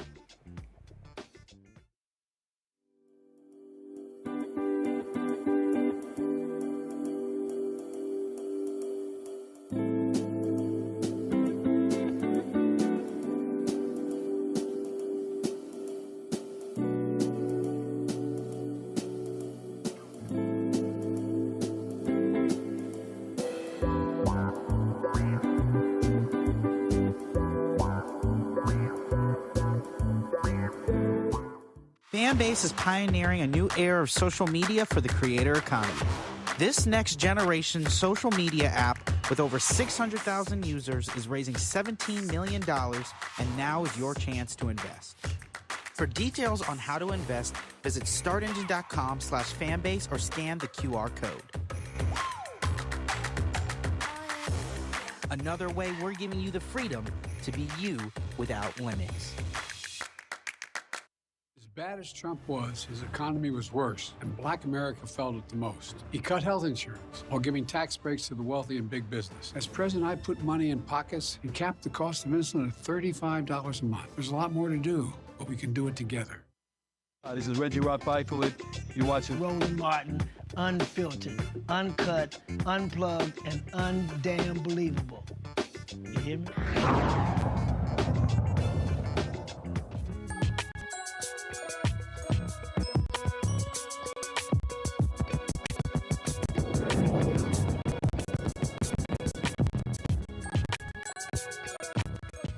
All right, folks, it's an innovative curriculum that connects hip-hop culture with math. Lyrical Math is a research-based, data-proven intervention program that builds students' confidence and mastery of numbers. Lyrical Math uses hip-hop music to enhance basic math skill performance. Joining us now from Wilmington, Delaware, creators of Lyrical Math, Keziah and James Finney. Hey, folks, how y'all doing? How you doing? Great. Good to see you. Yeah. What a lot of people don't realize is that when you think about and why is it escaping me? Charter school. My goodness, it's gonna come to me in a second. Anyway, I'm gonna bring it. Take your time. This charter network, it got created because one of the co-founders heard all these black kids across the hall cheering and making all this noise, and he was like, "What the hell's going on?" And the black woman, her name was Harriet. I'm gonna pull up in a second. She was actually using music to teach these kids. Come on now. That's right. Education. And that literally forms the basis of this charter network. So this is, you utilize what you have to do. How did this start for y'all? What was the light switch that came on? What was it? Great question. Yeah, you mind if I take this? Go ahead. All right. So basically, I was in my undergrad, which was studio production, digital filmmaking, and I had to do a senior project. And so I was going to do a documentary, and then she was like, "No, don't do that. Don't do that. Do a math video." I said, "Math is boring. I mean, if we're going to do it, it got to be funny." So we made a comedic math video. It was 5 minutes and 20 seconds of her rapping. Actually, she was teaching a student who was just checked out. Right. We went over top. She was eating peanut butter and jelly sandwiches. Sleeping in class, all that. the whole nine. And so then at the end of the video, the teacher said, well, let me try it this way. And she rapped the lyrics. Right. And then she played the student. And she was like, oh, I'm getting it. And then she got it. It was called adding integers after school. Right. And so you were teaching at Chester Community Charter. Right. Chester Community Charter in Pennsylvania. Mm-hmm. And so then she said, do you mind if I use your video? Because I'm teaching integers to my group of students on Monday. So what happened? So I created a pre-test and a post-test for adding integers. Gave them the pre-test and then let them watch the 5-minute video, and then gave them the post-test. The data was crazy, The data Roland. was so crazy. Like her worst class had a 61.7% increase in comprehension for adding. Wow. Yes. Off of 5 minutes. Yes. 5 minutes. Okay. So then how? I mean, like, what explains that? So music is a powerful recall tool, and so Absolutely. in this particular case, we're talking about adding integers. It's simply 2 rules to adding integers, right? And so if the signs are the same, keep it, add that. If they're different, take the bigger one, subtract that. And so, I rapped the lyrics in the video, and then the students that were in my class, they were rapping the lyrics, and then I gave them the post test. They used the lyrics, and they passed the test. Right. And so, this was something I was doing in the classroom anyway. I was always, trying to keep the engagement with my students by teaching them through hip hop music. Right. And so by doing that, I was creating my own lyrics. The students, they were more engaged. I had a lot more fun. Classroom was just live. But once he used that as a senior project, and then we took the data, we looked at the data, it was like, wait a minute, hold on. So look, that night, I literally said to her that night, Roland, I said, how many people you want to help? And she said as many people as we can. Right. And that's how we began creating Lyrical Math to where it is today. And again, it was. I mean, that is unique. I remember when Reverend Jeremiah Wright, spoke at the Detroit NAACP Freedom Fund dinner in 2008. In his speech, he talked about how different Black people learn. Some are auditory, some learn kinesthetic, learn based upon reading. So, for instance, my wife and I were raising my twin nieces. And what's crazy is that they're twins, but one of them, she learned better hearing. The other learned better her reading. And so one of the problems is that we don't actually assess how each child learns. And so we're just teaching one way and figure it out. You talking about the multiple intelligences? Listen, yes, yeah. absolutely. And that is a huge problem that we're seeing in America education. Like that. Talk to him, Miss Finney. Talk to him. Go ahead. I know you already know. So that's just a big problem. Like there's the large amount of teachers are teaching a traditional style. Yes. Right. But considering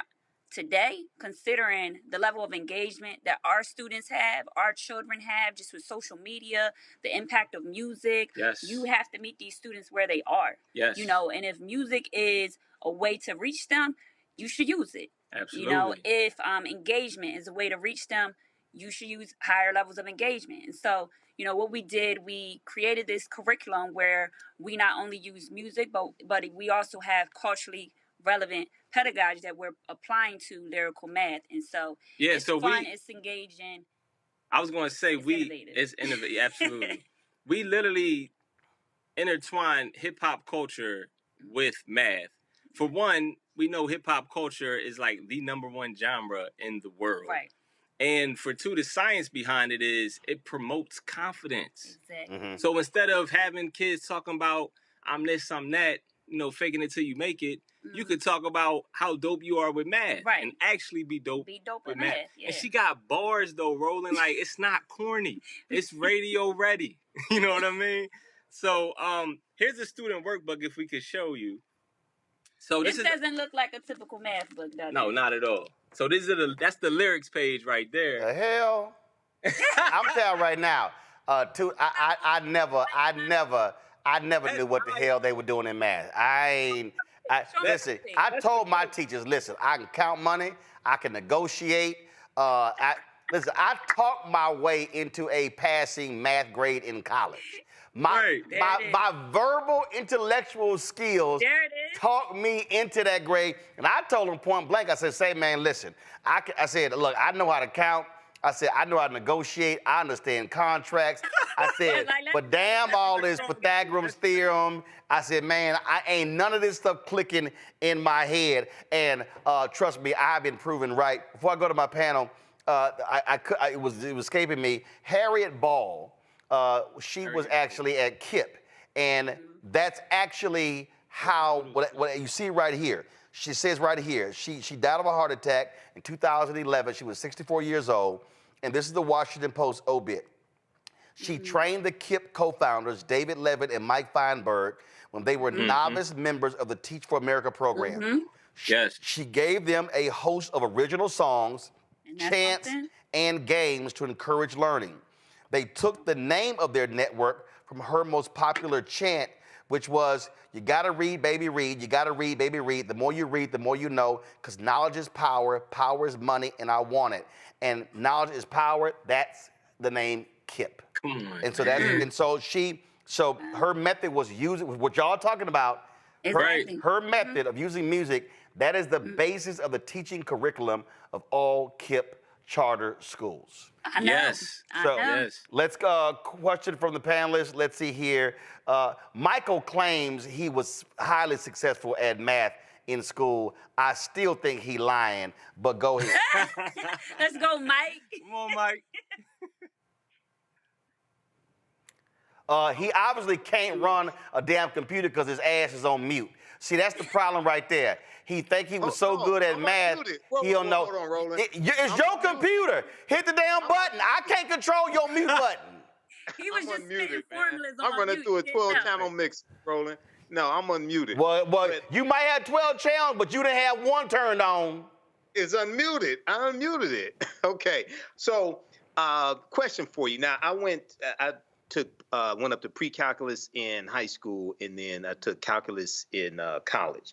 But how far do you go with the math? So I know you're a middle school teacher now, Kazia. I think I'm pronouncing it correctly. Kazia. I'm sorry, Kazia. So do you do like trigonometry, calculus, geometry with your rap lyrics also? So basically, our math skills for lyrical math, we have a part 1 and a part 2. We cover math standards from 3rd through 8th grade. And so our goal is to address basic math skills. Our goal is to address basic math skills. And so we start off with multiplication and division, and then we jump into fractions, integers, geometry, conversions of length, volume. Give us some bars. Give us something. Yo, give us some bars. Some bars. Okay, so here's something for adding fractions. You ready? I'm going to slow this down. I got to add these fractions. Break it down. Let me show them what's happening. Hold up. Let me make sure they had the same denominators. Then I'm going to get right back to adding. But I got to add these fractions. Break it down. Let me show them what's happening. Hold up. Let me make sure they had the same denominators. Then I'm going to get right back to adding. Oh, anytime my denominator's different. I'm looking for that LCM till I get it. Turn my LCM into my denominator. Make equivalent fractions to get my numerators. I take my numerators, then I add them up. I take my numerators, then I add them up. Keep my denominator as my LCM. Keep my denominator as my LCM. When I get my sum, I make it hotter than the summer. Blazing through this work, the more I work, the more I come up. I'm adding fractions, this is something that I breeze through. Check my answer simplified if I need to. I gotta add these fractions. Break it down, let me show them what's happening. Hold up. Let me make sure they had the same denominators, then I'm going to get right back to adding. All right. Show your skills, okay. Kelly. First of all, that was amazing. Thank you. My question is, I wasn't terrible at math. It wasn't my favorite subject, but I was good at it. But my core thing was music, right? I come from a family of musicians. I sing myself, all of those things. And one thing that was actually drilled into my head is not just that math is music, but music is math. So my question to you is, are there opportunities that you have, or have you done anything in conjunction with music courses and fractions? Because we've got, time signatures, we've got circle of fifths, we've got, key changes and the like. All of that requires math. Right. Interesting. Because you use all of those concepts in your music for math. Right. I'm just curious if you branch out beyond that and incorporate actual music classes in what you do. Not as of yet. Yeah, so we are solely focused at this point. Now, I have made songs for science because I'm also a certified science teacher. But right now we're focused so much on math, mainly because it's such an issue right now. I mean, the lack of comprehension that we have for basic math skills is scary. Across the country. Mm-hmm. And so, not only did we previously have just general summer learning loss, but then now we have the pandemic learning loss on top of it. So you have a lot of students that are, say, in 5th grade, but they're actually 2 to 3 grade levels behind. Yep. They're in 5th grade, and a lot of students are getting pushed along and pushed ahead, even though they actually are not mastering the skills. So talk about it. What does that look like? So what that looks like is you have students that probably are coming. A lot of students are coming home right now and they're on honor roll, and their parents are excited. They go to the honor roll assembly. They're like, "That's my baby." All right. And everybody's excited. A 5th grade child just got honor roll, but that 5th grade child might not be on grade level. Correct. Might not be on grade level. And we're in a lot of schools where that is the case. We had a group of 5th graders where about 90% of the class was actually on 2nd or 3rd grade level. Right. But those kids were getting honor roll.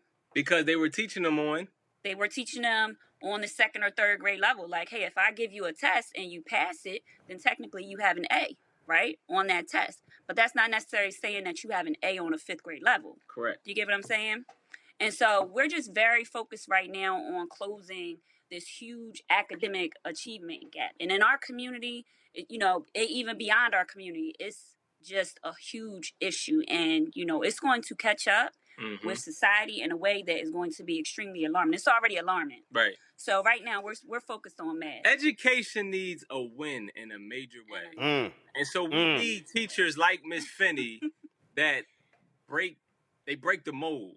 You know what I mean? To change the narrative, to get students engaged and excited about learning. Right. And she got the tools in her arsenal to do it. So that's why I'm rocking with her. Matt, what's your question? So I hate I had to go last because I wanted to tell y'all the whole segment. Y'all have the dopest energy by far. Just so I mean, y'all are just a beautiful couple, and it's dope how you support each other. And first off, kudos for that. But nonetheless, my question is, do you have a product? So like, I'm not anywhere near Delaware. I would love my children to be able to use this. Do you have a way we can access that? I don't know if we talked about the he just put the plug. Beautiful. Thank you. Ask that question? So we've been in Lyrical Math for 8 years now. We've built it up to where it is currently. It took 8 years to do so. In the process of doing that, we finally made it available for households, right? So we have the Lyrical Math Online Academy. You get the yearly subscription, and it comes with this one-of-a-kind student workbook. Right. You get it mailed to your house, and then you get a username and password that child will log in and learn from Miss Finney on demand. Right. It's having a Michael Jordan of Lyrical Math in your household. Right. On demand. What do you call it? The Netflix of math? It's like the Netflix of math. Pretty much. And so basically, you can be home and you can have your child, say you're making dinner, right? And you're like, I need you to work on some math problems just to brush up on your basic math skills. I don't want to sit here and teach you math. I don't even know how they're teaching math right now. Right. But I know Mrs. Finney knows how to teach you math through Lyrical Math. So, hey, grab your student workbook, your Lyrical Math student workbook. There you go. I want you to crack it open, right? I want you to do lesson 7, worksheet number 1 today. They go to the platform, they pull it up. And listen, you can pull this up right on your cell phone. Yeah. Right on your cell phone. Like right now, check this out. Can you see this? This is our platform right here. So, even with just a cell phone, check that out. So and then you push click play. Here. Yep. That's page what? What's it say? 162? And y'all, she got the personality. She goofy. She silly. The kids are going to learn the math. Look, she takes the intimidation out of numbers. Go ahead, hype man. Who she is. Go ahead, hype man. But look, this is give him a raise. Give him a raise. Right, you know? Thank you, Roland. I appreciate you, brother. All right, I want y'all pull the graphic up again. I want y'all to know how to access. So this is social media right here. Lyrical Math on Facebook, at Lyrical Math on Twitter and Instagram. The website is lyricalmath.com. Yes. Also, lyricalmathonline.com. Yes. Lyrical Math is lyricalmath.com and lyricalmathonline.com?